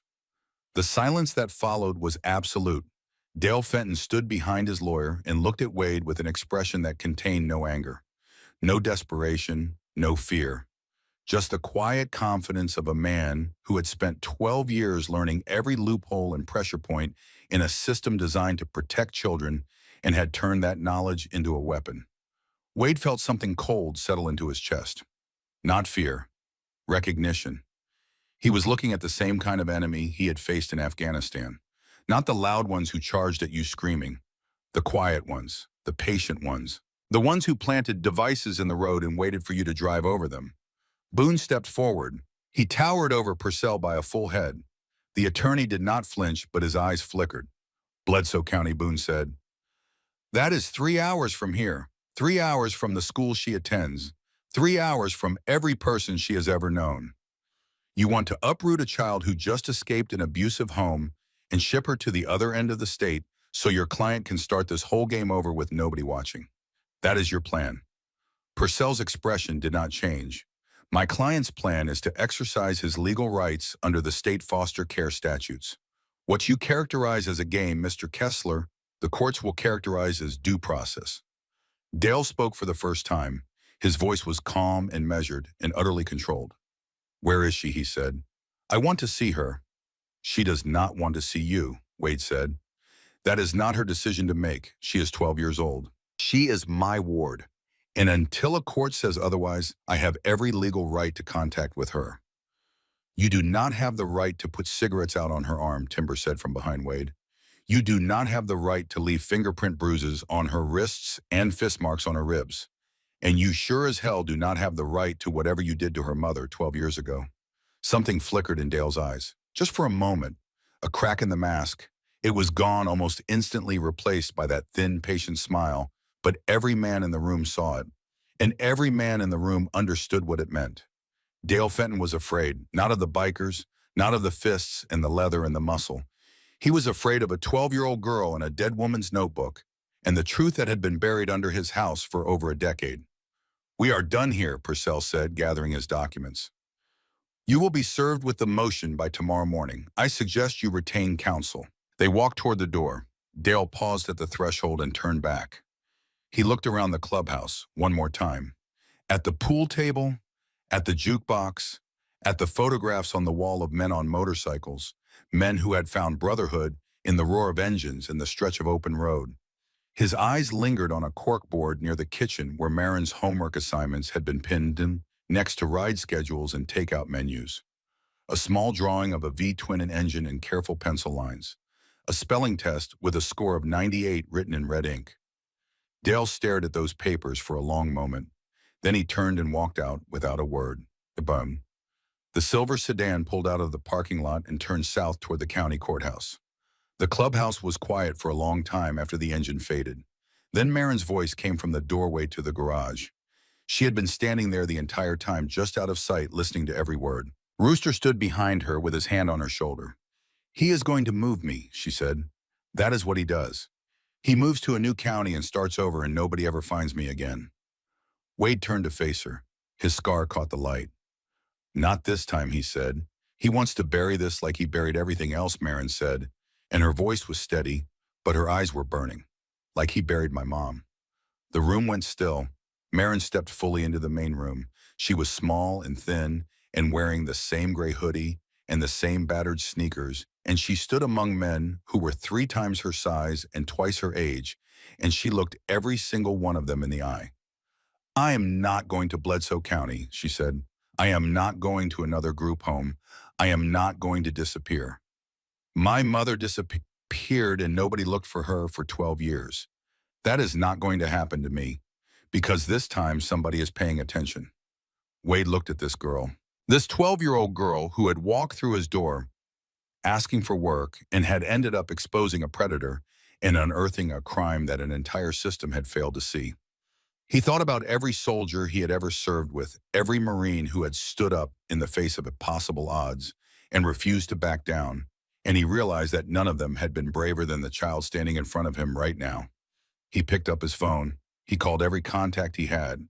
Taggart at DCS, Deputy Gentry at the Sheriff's Office, Detective Caldwell in Major Crimes, his old commanding officer who now worked as a federal prosecutor in Knoxville, a family court judge in Chattanooga who owed a favor to a Marine who had once pulled his nephew out of a burning Humvee. The conversations lasted 3 hours. Favors were called in, strings were pulled, legal precedents were cited, emergency procedures were invoked, and by 9 o'clock that evening, Wade had what he needed, a hearing. Emergency session, Hamilton County Family Court, Friday morning at 9, Judge Patricia Calloway presiding. The matter of Marin Harmon versus the state of Tennessee with Dale Fenton, named as respondent, and the Stone Ridge Riders Motorcycle Club, named as proposed temporary guardians. Wade hung up the phone and walked out to the garage where Marin was sitting on her overturned milk crate sketching engine diagrams in her notebook by the light of the fluorescent overheads. Rooster sat nearby, pretending to read a parts catalog, but really just keeping watch. Friday morning, Wade said, 9 o'clock, County Courthouse. There is going to be a hearing, and the judge is going to ask you some questions about where you have been living, about what has been happening to you, and about where you want to go. Marin set her pencil down. She looked at him with those brown eyes that were so much like her mother's, it made his chest ache. Will you all be there, she asked. Every single one of us, Wade said. Timber appeared in the doorway. He had been listening from the hall. He crouched down so he was at Marin's eye level, the way he had done on that very first evening when he walked her home from the clubhouse and gave her a card with a phone number on it and told her that courage deserves backup. Tomorrow morning, he said, for the first time in your life, you get to choose. Not the system, not a caseworker, not the man who has been hurting you. You. And whatever you decide, we will be right behind you. Marin looked at Timber, at the white beard and the gentle eyes and the enormous scarred hands that had never once touched her with anything but kindness. She thought about the card he had given her, about the broom Rooster had handed her on her first day, about the sandwich Jolene had set beside her on the couch without a word, about Wade standing in a room full of bikers and saying that was a kid throwing out a lifeline, and we are damn well going to grab it. She thought about her mother, about the notebook, about the last words Jenna Harmon ever wrote. Please find Marin. Please take care of my baby. She is everything. She thought about the basement window with the rusted latch that she had worked open with a butter knife while the man upstairs drank himself unconscious. About the 3-block run through dark streets with a metal box clutched to her chest and her heart hammering so hard she could feel it in her teeth. About the look on Wade's face when he read her mother's last diary entry. About the way Timber had crouched down to meet her eyes the same way he had done on that very first night and told her that courage deserves backup. She had been backed up, but the courage had always been hers. Okay, Marin said. She picked up her pencil and went back to her drawing. But her hand was shaking, and no one in that room pretended not to notice. That night, the Stone Ridge Riders did not sleep. Boone and 2 prospects took turns patrolling the perimeter of the clubhouse on foot, their heavy boots crunching on gravel in the darkness, their breath visible in the cold air. Rooster cleaned and organized every tool in the garage, which was his way of managing the anxiety that had been building in his chest like pressure in a cylinder ever since Marin had walked through the door 3 weeks ago with a bruise on her face and a question on her lips that none of them had been prepared to answer. Jolene baked enough food to feed an army, which was her way of holding the world together. Cornbread and biscuits and a cast-iron skillet of peach cobbler that filled the clubhouse with a warmth that had nothing to do with the oven. Timber sat in the main room in the dark, in the same chair he always sat in, staring at the wall where the light from the parking lot made slow shapes through the blinds. He was thinking about his daughter, about the day the social workers came, and he was too drunk to stand, and they took her away in a car with state plates, and he never saw her again. About the sound she made when the car door closed. He had never been able to describe that sound to another living person. He did not have the words. Some sounds live in parts of the body that language cannot reach. Wade sat at his desk and reviewed the evidence one final time. The photographs of Marin's injuries arranged in chronological order, from the first fading bruise he had captured on her cheek to the cigarette burn on her forearm, that she had shown them with the terrifying composure of a child who had decided the truth could not hurt worse than the silence. The dates and times from Timber's notebook written in his careful block letters. The school medical records, Jenna Harmon's employment file. The Polaroid of a young mother and her baby, the driver's license and the ring, and the notebook found in the basement of a house where a little girl had lived for 12 years above the buried evidence of her own mother's murder. 12 years of silence documented and dated and cross-referenced and laid out in a sequence so clear and so damning that no judge with a conscience could look at it and do nothing. He closed the folder and pressed his palms flat against the desk and breathed. Tomorrow. Everything changes tomorrow. And in the storage room behind the garage on a narrow cot with clean sheets that Jolene had washed twice because she wanted them to smell like safety, Marin Harmon lay with the blanket pulled up to her chin and her mother's driver's license photograph printed from Wade's phone propped against the pillow where she could see it in the thin light that crept under the door from the hallway. She studied her mother's face in the dim light, the dark hair, the tired eyes, the smile that was trying so hard to be brave. I found you, Marin whispered. 12 years late, but I found you. She closed her eyes. Outside, the wind came down from the Cumberland Plateau and moved through the valley and rattled the windows of the clubhouse, and somewhere in the distance, a motorcycle engine turned over and rumbled to life, and the sound carried through the cold, dark Tennessee night like a heartbeat that refused to stop. Friday morning at the Hamilton County Courthouse dawned cold and sharp and impossibly bright, as though the sky itself had decided that this was a day when nothing should be hidden and nothing should be left in shadow. Sunlight poured through the tall, arched windows of Courtroom B on the second floor, falling in long, golden rectangles across polished wooden benches and tile floor that smelled of old wax and the faint chemical bite of industrial cleaner. The room was smaller than Myron had imagined. In her mind, courtrooms were vast and echoing the kind of places where voices got lost and small people disappeared. But this room was close, tight, the kind of space where every word carried and every face was visible and there was nowhere to hide. Marin sat at the front table on the left side of the aisle. She wore the same gray hoodie she had worn every day since she first walked into the Stone Ridge Riders clubhouse and asked for work. The same duct-taped sneakers, the same jeans patched at the knees. Jolene had offered to take her shopping the night before, but Marin had shaken her head. This is who I am, she said. I want them to see me, not some dressed-up version that pretends everything is fine. Her hands were folded tightly in her lap. Her back was straight. Her face was composed in that careful practiced stillness that she had spent 12 years perfecting the mask of a child who had learned that showing emotion was dangerous and showing weakness was fatal. But beneath the table where no one could see her right knee was bouncing in small, rapid tremors that she could not control. Directly behind her in the first row of the gallery sat Timber.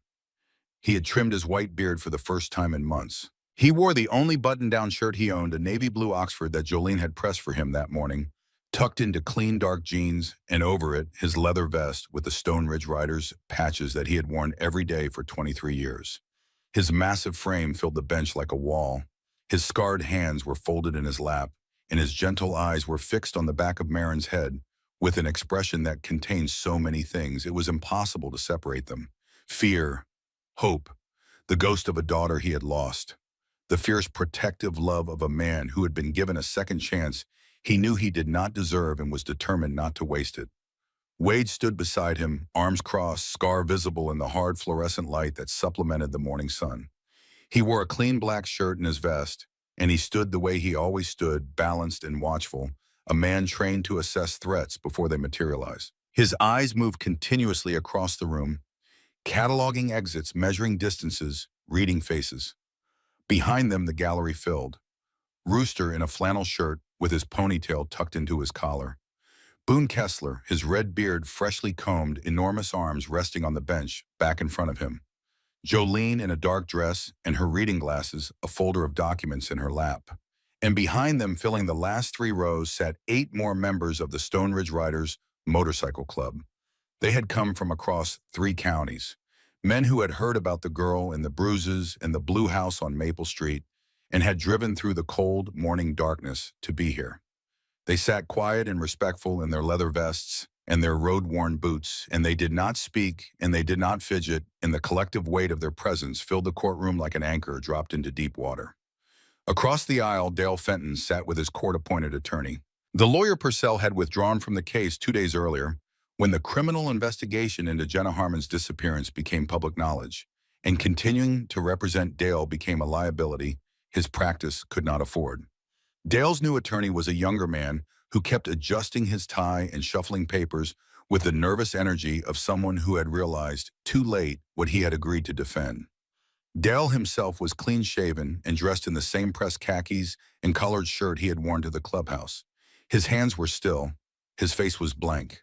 He had not looked at Marin once since she entered the room, and he did not look at her now, He stared straight ahead at the empty judge's bench with the flat, disconnected gaze of a man who was running calculations in his head, measuring odds, looking for angles, even now, even here, even with the walls closing in from every direction.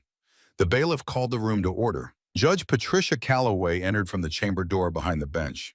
She was a silver-haired woman in her mid-60s with reading glasses on a chain around her neck, and the kind of face that had seen too many broken children pass through this room and had never once allowed that accumulated grief to compromise her judgment. She had presided over family court in Hamilton County for 19 years. She had granted adoptions and terminated parental rights and placed children in foster care and removed them from foster care and listened to more lies and half-truths and desperate pleas than most people would hear in 10 lifetimes. She was known for her patience, her thoroughness, and her absolute refusal to tolerate any form of deception in her courtroom. She settled into her chair, put on her glasses, and opened the file in front of her. "We are here on an emergency petition for change of custody regarding the minor Marin Harmon, age 12, she said. Her voice was clear and measured. The petitioning party is the Hamilton County Department of Children's Services, represented by Ms. Taggart. The respondent is the current foster guardian, Mr. Dale Fenton. I understand there are additional matters before the court related to an ongoing criminal investigation. We will address those as they arise. Ms. Taggart, you may proceed." Taggart rose from the table beside the judge's bench. She was a compact woman in her early 40s, with short brown hair and a face that gave nothing away, the face of someone who had learned to keep her emotions behind a locked door while she did the work of trying to save children in a system that made saving them almost impossible. She carried a thick folder that she set on the table and opened with steady hands. "Your Honor," she began, and her voice was calm but edged with a controlled anger that had been building for weeks. "I am presenting evidence that the minor Marin Harmon has been subjected to sustained physical abuse over a period of at least 3 years while in the foster care of the respondent Dale Fenton.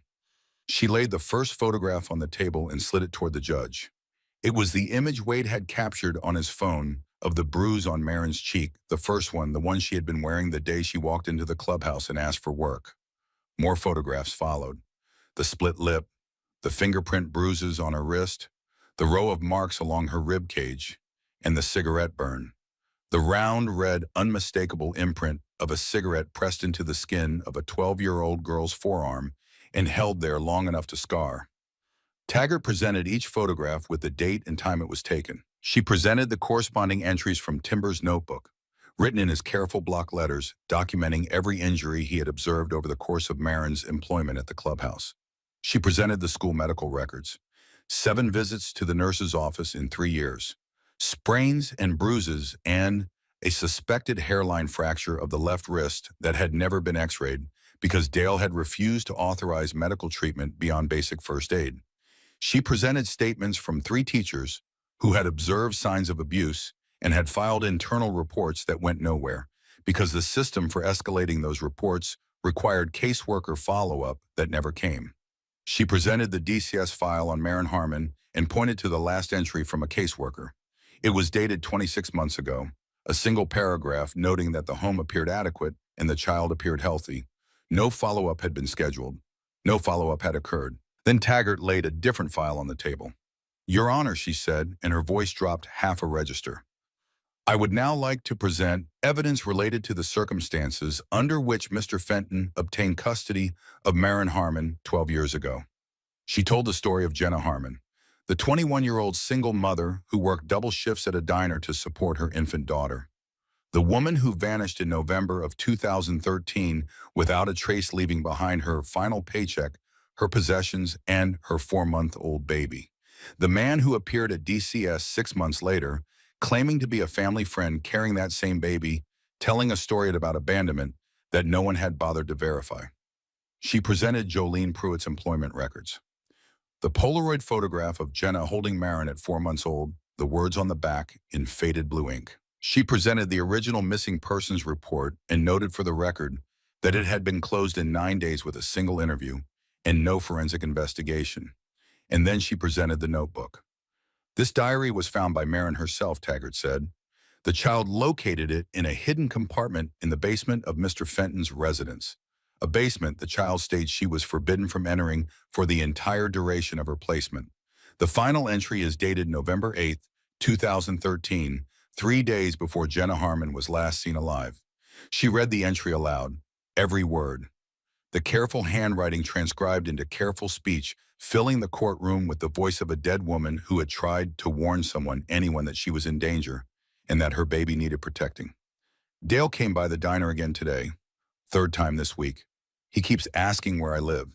He keeps asking about Marin. I told Jolene I do not like it, but she was busy, and I do not think she heard me. He offered to babysit. I said no. He got angry, not loud angry, quiet angry, the kind that is worse. I am going to talk to the police tomorrow. If anything happens to me before I can, please find Marin. Please take care of my baby. She is everything." The courtroom was silent when Taggart finished reading. Judge Calloway removed her glasses and set them on the bench. She looked at the photographs and the medical records and the caseworker file and the notebook, and she was quiet for a long time. Then Taggart delivered the blow that shattered whatever remained of Dale Fenton's carefully constructed facade. "Your Honor, I would like to call Detective Margaret Caldwell of the Hamilton County Major Crimes Unit to present additional findings relevant to this case." Caldwell took the stand. She was a tall, lean woman with short gray hair and the steady, unhurried demeanor of someone who had spent 2 decades looking at the worst things human beings do to each other and had learned to present her findings with precision rather than emotion. Detective Caldwell, Taggart said, "In the course of your investigation into Mr. Fenton's background, did you discover any information regarding prior foster placements?" Caldwell opened a folder on her lap. "Yes. Upon reviewing interstate and intercounty foster care records, we identified 4 additional children who were placed in Mr. Fenton's care across 3 Tennessee counties between 2010 and 2021. All 4 were minors with no living relatives and no established guardian ad litem. All four were removed from his care under what were categorized as routine placement changes. In each case, the removal occurred within weeks of Mr. Fenton relocating to a new county. She paused. We have since re-interviewed two of those children, now adults. Both have provided statements alleging sustained physical abuse during their time in Mr. Fenton's home. One described injuries consistent with those documented on Maren Harmon. The other described being locked in a basement room for days at a time as punishment. Neither had previously reported the abuse because both believed, based on Mr. Fenton's repeated statements, that no one would believe them and that reporting would result in placement in worse conditions. The courtroom stirred. A low murmur rippled through the gallery. Judge Calloway silenced it with a look. Is it your assessment, Detective, that Mr. Fenton engaged in a deliberate pattern of targeting vulnerable children within the foster care system? Caldwell met the judge's eyes. Yes, Your Honor. The evidence indicates a systematic pattern spanning approximately 15 years. Mr. Fenton specifically sought children with no family oversight, maintained placements only long enough to collect state support payments, relocated to avoid emerging scrutiny, and used his knowledge of DCS procedures to insulate himself from investigation. This was not impulsive behavior. This was calculated predation enabled by systemic gaps in cross-jurisdictional information sharing within the Tennessee foster care system. Dale Fenton sat perfectly still in his chair. His face had not changed, but something behind his eyes had shifted, like a light going out in a room far back in a house. His attorney stared at the table and said nothing. Judge Calloway turned to Maren. The courtroom seemed to contract around the girl, drawing in close, holding its breath. The sunlight through the windows had moved across the floor and now fell directly on the front table where Maren sat, lighting her face, illuminating the faded remnants of the bruise on her cheekbone and the thin scar on her forearm where the cigarette burn was still healing. Maren Harmon, the judge said softly, you have heard everything that has been presented here today. I want you to know that you are not on trial. You are not in trouble. You have done nothing wrong. This is your chance to speak if you choose to. No one will force you. Do you understand? Maren nodded. Yes, Your Honor. Do you feel safe in Mr. Fenton's home? Maren's hands tightened in her lap. She looked at the judge. She looked at Dale Fenton for the first time since the hearing began, and Dale finally looked back at her, and what passed between them in that moment was something that everyone in the room could feel but no one could describe. It was the breaking of a chain. The severing of something that had held her in place for 12 years through fear and silence, and the carefully maintained lie that this was normal, and that she deserved it, and that there was no alternative, and that no one would ever come. No, Maren said, I have never been safe there. Can you tell me why? And here in this moment, Maren Harmon did something that no one had asked her to do, and no one had prepared her for, and no one had coached or scripted or rehearsed. She stood up. She pushed her chair back from the table, and she rose to her feet, and she stood in that courtroom in her patched jeans and her duct-taped sneakers and her faded gray hoodie, and she looked at Judge Patricia Calloway with those brown eyes that were exactly like her mother's, and she spoke. He hits me, she said. Her voice was quiet at first, barely above a whisper, but with every sentence it grew stronger, steadier, clearer, like a flame that someone had been trying to smother for 12 years, finally catching oxygen. He hits me when he is angry. He hits me when he is drunk. He hits me when he is sober and bored and there is nothing good on television and he needs somewhere to put whatever is rotting inside him. He puts cigarettes out on my arm. He grabs me by the wrist hard enough to leave marks that take weeks to fade. He locked me in my room with hardware store latches on the outside of the windows because I went to work at a garage where people were kind to me and he could not stand the thought that I had somewhere to go that was not his house. She paused. She breathed. He told me every single day that my mother abandoned me, that she did not want me, that she left me at a gas station like I was garbage. He told me that I was lucky he took me in because nobody else ever would. He told me that if I ever said a word to anyone, they would put me in a group home where things would be 10 times worse. And I believed him. For a long time, I believed every word because when you are small and scared and alone, and the person who is hurting you is the only person you have, you will believe anything that lets you survive one more day. A tear ran down her cheek. She did not wipe it away, but I stopped believing. I stopped because I walked into a building full of strangers and asked if I could sweep their floors and wash their motorcycles. And instead of laughing me out the door, they gave me a broom and a toolbox and a plate of food, and they let me be useful. They let me learn things. They let me be good at something. And then they told me that what was happening to me was not normal, and it was not my fault, and I did not deserve it. And once somebody says that to you, and you can see in their eyes that they mean it, you cannot go back to believing the lies. You just cannot. Her voice broke for just a moment. She swallowed and kept going. I found my mother's diary in the basement of his house. He had it hidden in a metal box under the floor. He had her driver's license, her ring, her papers, everything she owned in the world buried under his house like evidence. Because it is evidence. She did not leave me. She did not abandon me at a gas station. She loved me. She wrote it down. She wrote that I was everything. And then she disappeared, and he took me, and he told me a lie every single day for 12 years. And the system let him do it because nobody checked, and nobody asked, and nobody cared enough to look. She turned to face the gallery. She looked at Timber, at Wade, at Rooster and Boone and Jolene, and the row of men in leather vests who had driven through the dark to sit in a courtroom for a girl they had known for less than 2 months. I did not come here to ask anyone to feel sorry for me, Marin said. I came here because I am done being invisible. My mother was invisible and she disappeared and nobody looked for her. I am 12 years old and I have been invisible my entire life, and I am standing here today because I decided that I would rather walk into a room full of bikers and ask for a job than spend one more day pretending that everything was fine. She turned back to the judge. Her eyes were bright with tears, but her chin was level and her voice did not waver. You asked me where I want to live. I want to live with them. The Stone Ridge Riders. They gave me work when I asked for it. They taught me how an engine works. They fed me when I was hungry. They wrote down every bruise and every mark because they knew that someday someone would need to see the proof. They did not save me. I saved myself. But they made sure I had somewhere safe to run to when I finally found the courage to do it. She sat down. The courtroom was absolutely still. No one moved. No one spoke. The sunlight held its position on the floor as though the earth itself had stopped turning to listen. Judge Calloway removed her glasses. She pressed her fingertips against her eyes for a moment. When she lowered her hands, her expression was composed, but there was something in her face that had not been there before.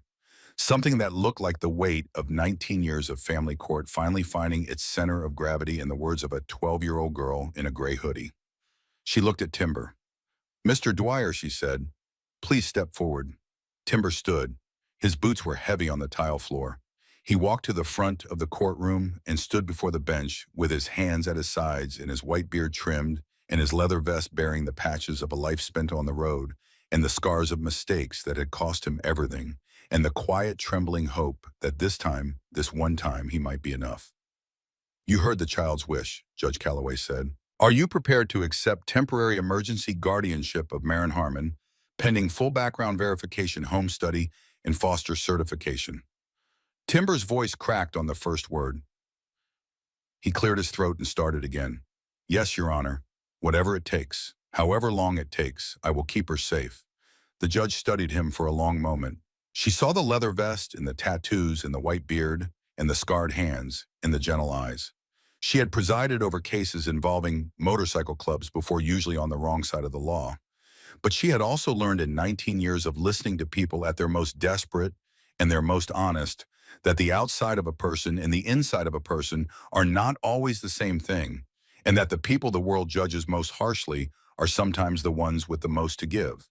Emergency temporary guardianship of the minor Marin Harmon is hereby granted to Hank Joseph Dwyer, she said, effective immediately. Mr. Fenton, you are ordered to have no contact with the child, no phone calls, no letters, no proximity within 500 feet.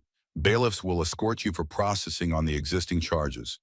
I am informed that detectives from the Major Crimes Unit are waiting outside regarding the matter of Jenna Marie Harmon. Dale Fenton erupted. It was as though the mask he had worn for 12 years, the patient calculating, system gaming mask of a man who had turned the foster care system into his personal hunting ground, finally cracked, and everything behind it came pouring out.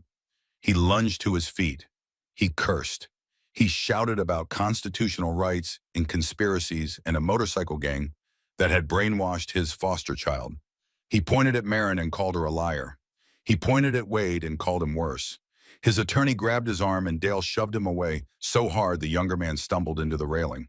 The bailiffs moved in. Achum. Two of them, both large, both practiced in the art of restraining men who had lost control. They had Dale's arms behind his back and his wrists in handcuffs before his shouting had finished echoing off the courtroom walls. Marin did not look at him. She sat perfectly still in her chair, with her hands folded in her lap and her eyes forward, and she did not turn her head, not once, not even when Dale screamed her name because she understood something that had taken her 12 years to learn. His voice had no power over her anymore. His anger was not her responsibility. His lies were not her truth. And the sound of handcuffs clicking shut behind her was not something she needed to witness because she already knew what freedom felt like. She had known it since the night she climbed through a basement window with a metal box in her arms and ran through dark streets to a place where people were waiting for her. The gavel fell. The bailiffs escorted Dale Fenton through a side door. His shouting faded down the hallway and then went silent, swallowed by the thick walls of the courthouse, the way the blue house on Maple Street had swallowed the sounds of everything he had done for 12 years. It was over. The courtroom exhaled, and then everything happened at once. Jolene reached Marin first. She came around the railing and wrapped her arms around the girl and held her the way she had once held her own sons when they were small and frightened and needed to know that the world contained softness as well as sharp edges. Marin stiffened for just a moment, the instinctive response of a body that had learned to associate touch with pain, and then she let go. She let her forehead drop against Jolene's shoulder, and she closed her eyes and she breathed. Rooster was next. He ruffled her hair with his grease-stained hand and said, "Not bad, kid," in a voice that was trying very hard to sound casual and failing completely because his eyes were red and his chin was trembling. Boone lifted her off the ground in a hug so enormous and so careful that it was like being held by a mountain that had decided to be gentle. Marin laughed. It was a small sound, startled out of her raw and unpolished and real, and it was the first time any of them had heard her laugh since the day she walked through the clubhouse door. The sound of it moved through the group of bikers like an electric current, and several of them turned away because they were not the kind of men who cried in public, and they were not prepared for how much that small, surprise laugh was going to cost them. Wade shook her hand. He did not hug her. He did not ruffle her hair. He extended his hand the way he would to a fellow Marine, and Marin took it, and they shook once firm and solid and equal. And Wade said, "Well done." And Marin said, "Thank you for grabbing the lifeline." And Wade nodded because he did not trust his voice to hold. Then Timber. Timber crouched down in the hallway outside the courtroom, his knees cracking on the tile, and he looked up at Marin with those gentle eyes that carried 20 years of grief and guilt and the stubborn, unbreakable hope that had kept him sober and kept him searching and kept him standing outside the clubhouse door on that first evening, waiting to walk a stranger's child home, because every stranger's kid was in some small way the daughter he had lost. "You okay, kid?" he asked. Marin looked at him. She studied his face the way she studied engine diagrams, with focus and care and the desire to understand how all the pieces fit together. "I am free," she said. "Yeah," Timber said. His voice was thick and rough and barely held together.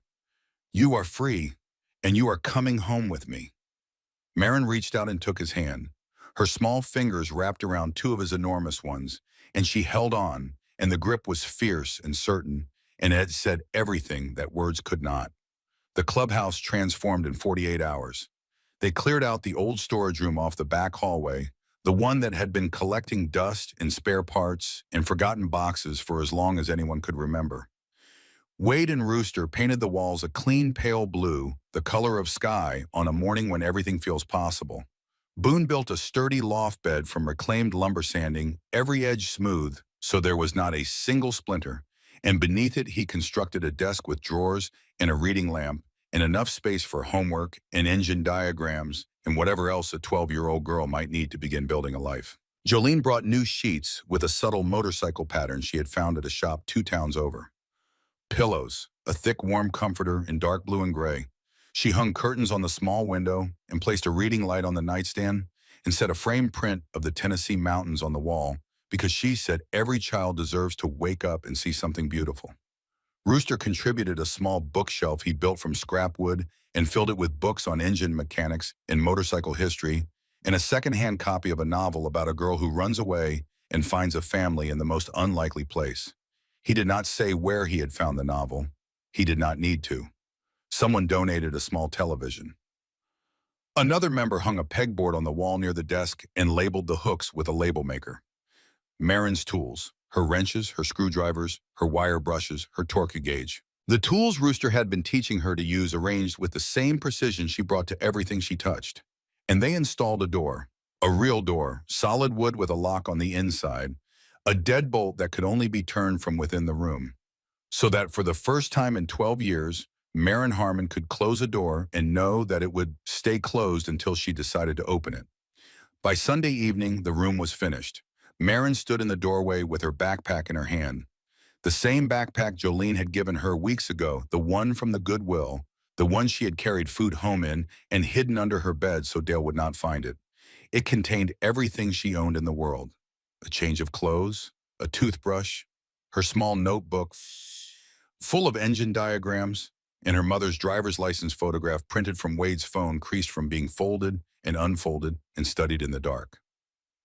She stared at the room, at the blue walls and the loft bed and the desk and the pegboard and the reading lamp and the curtains and the comforter and the bookshelf full of books and the lock on the inside of the door. She stared at all of it for a very long time, and her face went through something that none of them had ever seen on her before.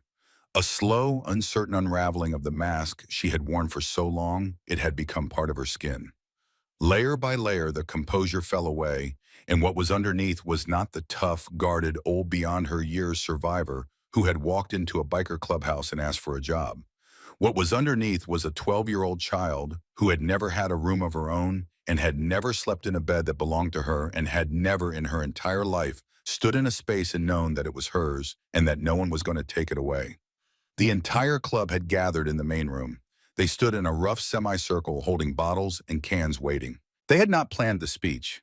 They had not rehearsed anything. They were men who were better with wrenches than words, more comfortable on a motorcycle than in a moment of emotional vulnerability. But they were here, every single one of them. Timber raised a bottle of root beer. The others raised whatever they were holding: beer, coffee, a can of Coca-Cola that Boone had grabbed from the fridge because he could not find anything else. To Marin Harmon, Timber said, and his voice was steady even though his hands were not, "The kid who walked through our door and asked for work instead of a handout. You have got more courage in your little finger than most grown men carry in their whole bodies. You have got a family now. It is messy and it is loud and it is rough around the edges and it probably snores. But we have got your back. Today, tomorrow, always." He paused. "To family," he said. "To family," the room echoed. Voices rough and deep and overlapping like the rumble of engines warming up on a cold morning. Marin tried to speak. Her mouth opened and closed and no sound came out because the words she wanted to say had gotten tangled up with 12 years of silence and the effort of finally letting that silence break. Tears fell. She did not wipe them away. She just stood there in the doorway of her own room, crying freely for the first time in longer than she could remember. And the men around her did not look away, and they did not fidget, and they did not pretend it was not happening. They just stood with her, present, witnessing, holding space for a grief and a joy that were so intertwined they could not be separated. Later that evening, Timber found Marin sitting on the front steps of the clubhouse, staring up at a sky packed with stars. The cold air smelled of pine and exhaust, and the distant sweetness of Jolene's peach cobbler, still cooling in the kitchen. The parking lot was quiet. The motorcycles sat in their row chrome, reflecting starlight engines, silent and patient. Timber lowered himself onto the step beside her. His knees protested. His back protested louder. He did not care. "You good?" he asked. Marin thought about it. Not the quick, automatic response she had trained herself to give whenever anyone asked how she was doing. She actually thought about it.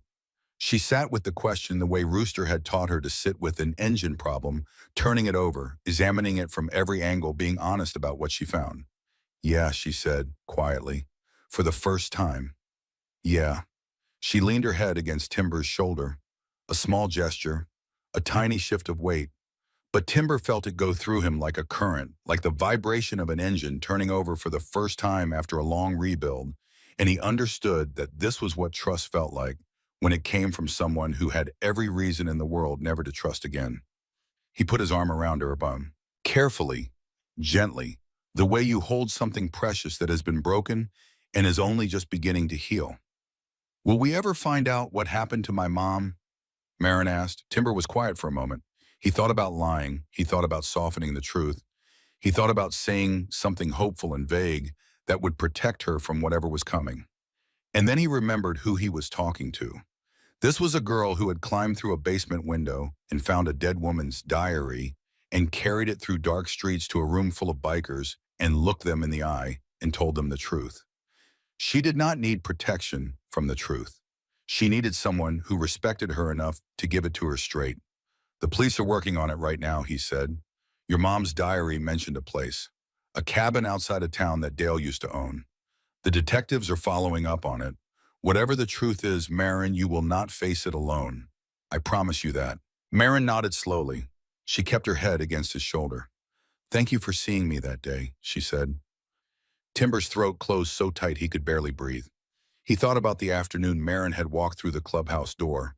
He thought about the bruise on her face and the duct tape on her shoes and the way she had stood in a room full of men who could have crushed her with one hand and asked for honest work with the dignity of a grown woman.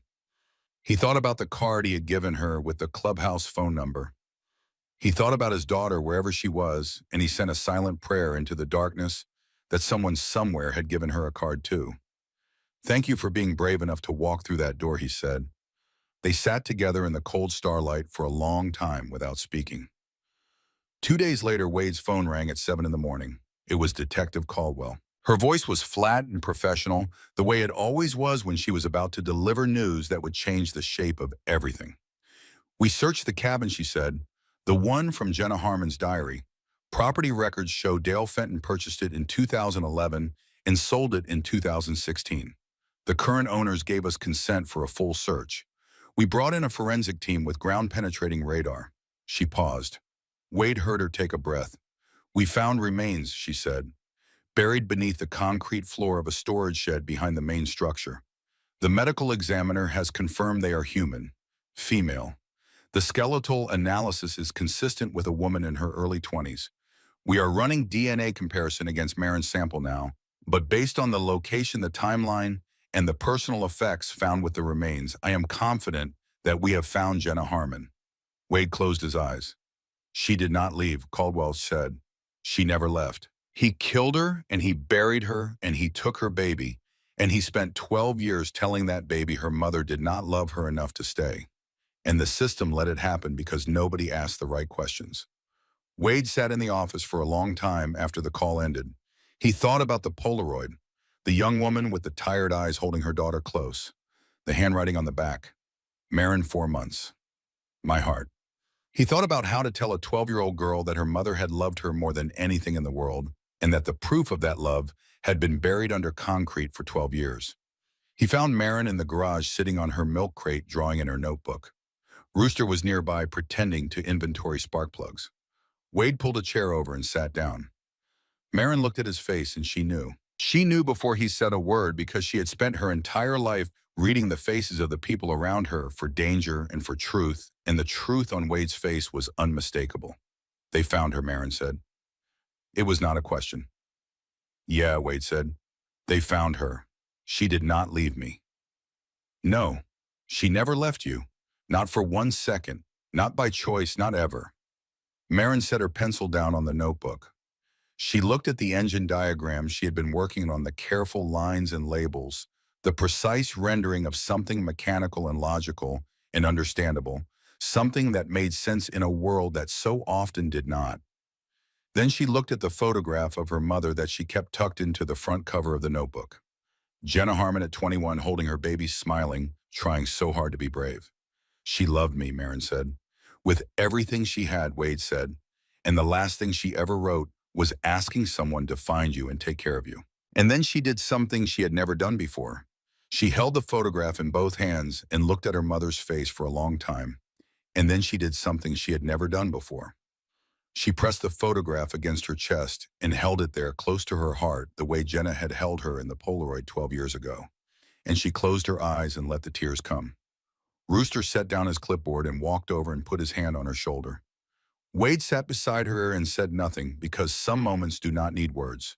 They just need someone to be there. The truth was terrible. It was the worst possible answer to the question Marin had carried with her for as long as she could remember. But it was also, in its own devastating way, a kind of freedom. Because the lie she had been told every day of her life, the lie that she was unwanted and unloved and abandoned, had been destroyed, replaced by something painful but real. Her mother had loved her. Her mother had fought for her. Her mother had tried to protect her.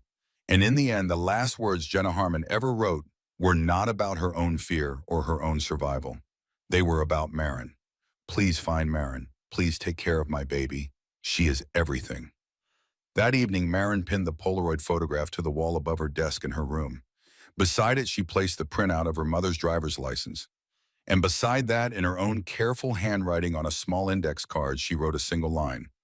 Jenna Marie Harmon, April 14th, 1992 to November 2013. My mother. She loved me. She stepped back and looked at the wall, at the photographs and the word in the pale blue paint, and the pegboard full of tools, and the engine diagrams, and the homework assignments, and the reading lamp, and the lock on the inside of the door. She looked at the room that was hers, and downstairs in the main room of the Stone Ridge Riders Clubhouse where the jukebox played low, and the coffee was always hot, and the corkboard was pinned with ride schedules and takeout menus, and a 12-year-old girl's spelling test, and a drawing of a V-twin engine in careful pencil lines.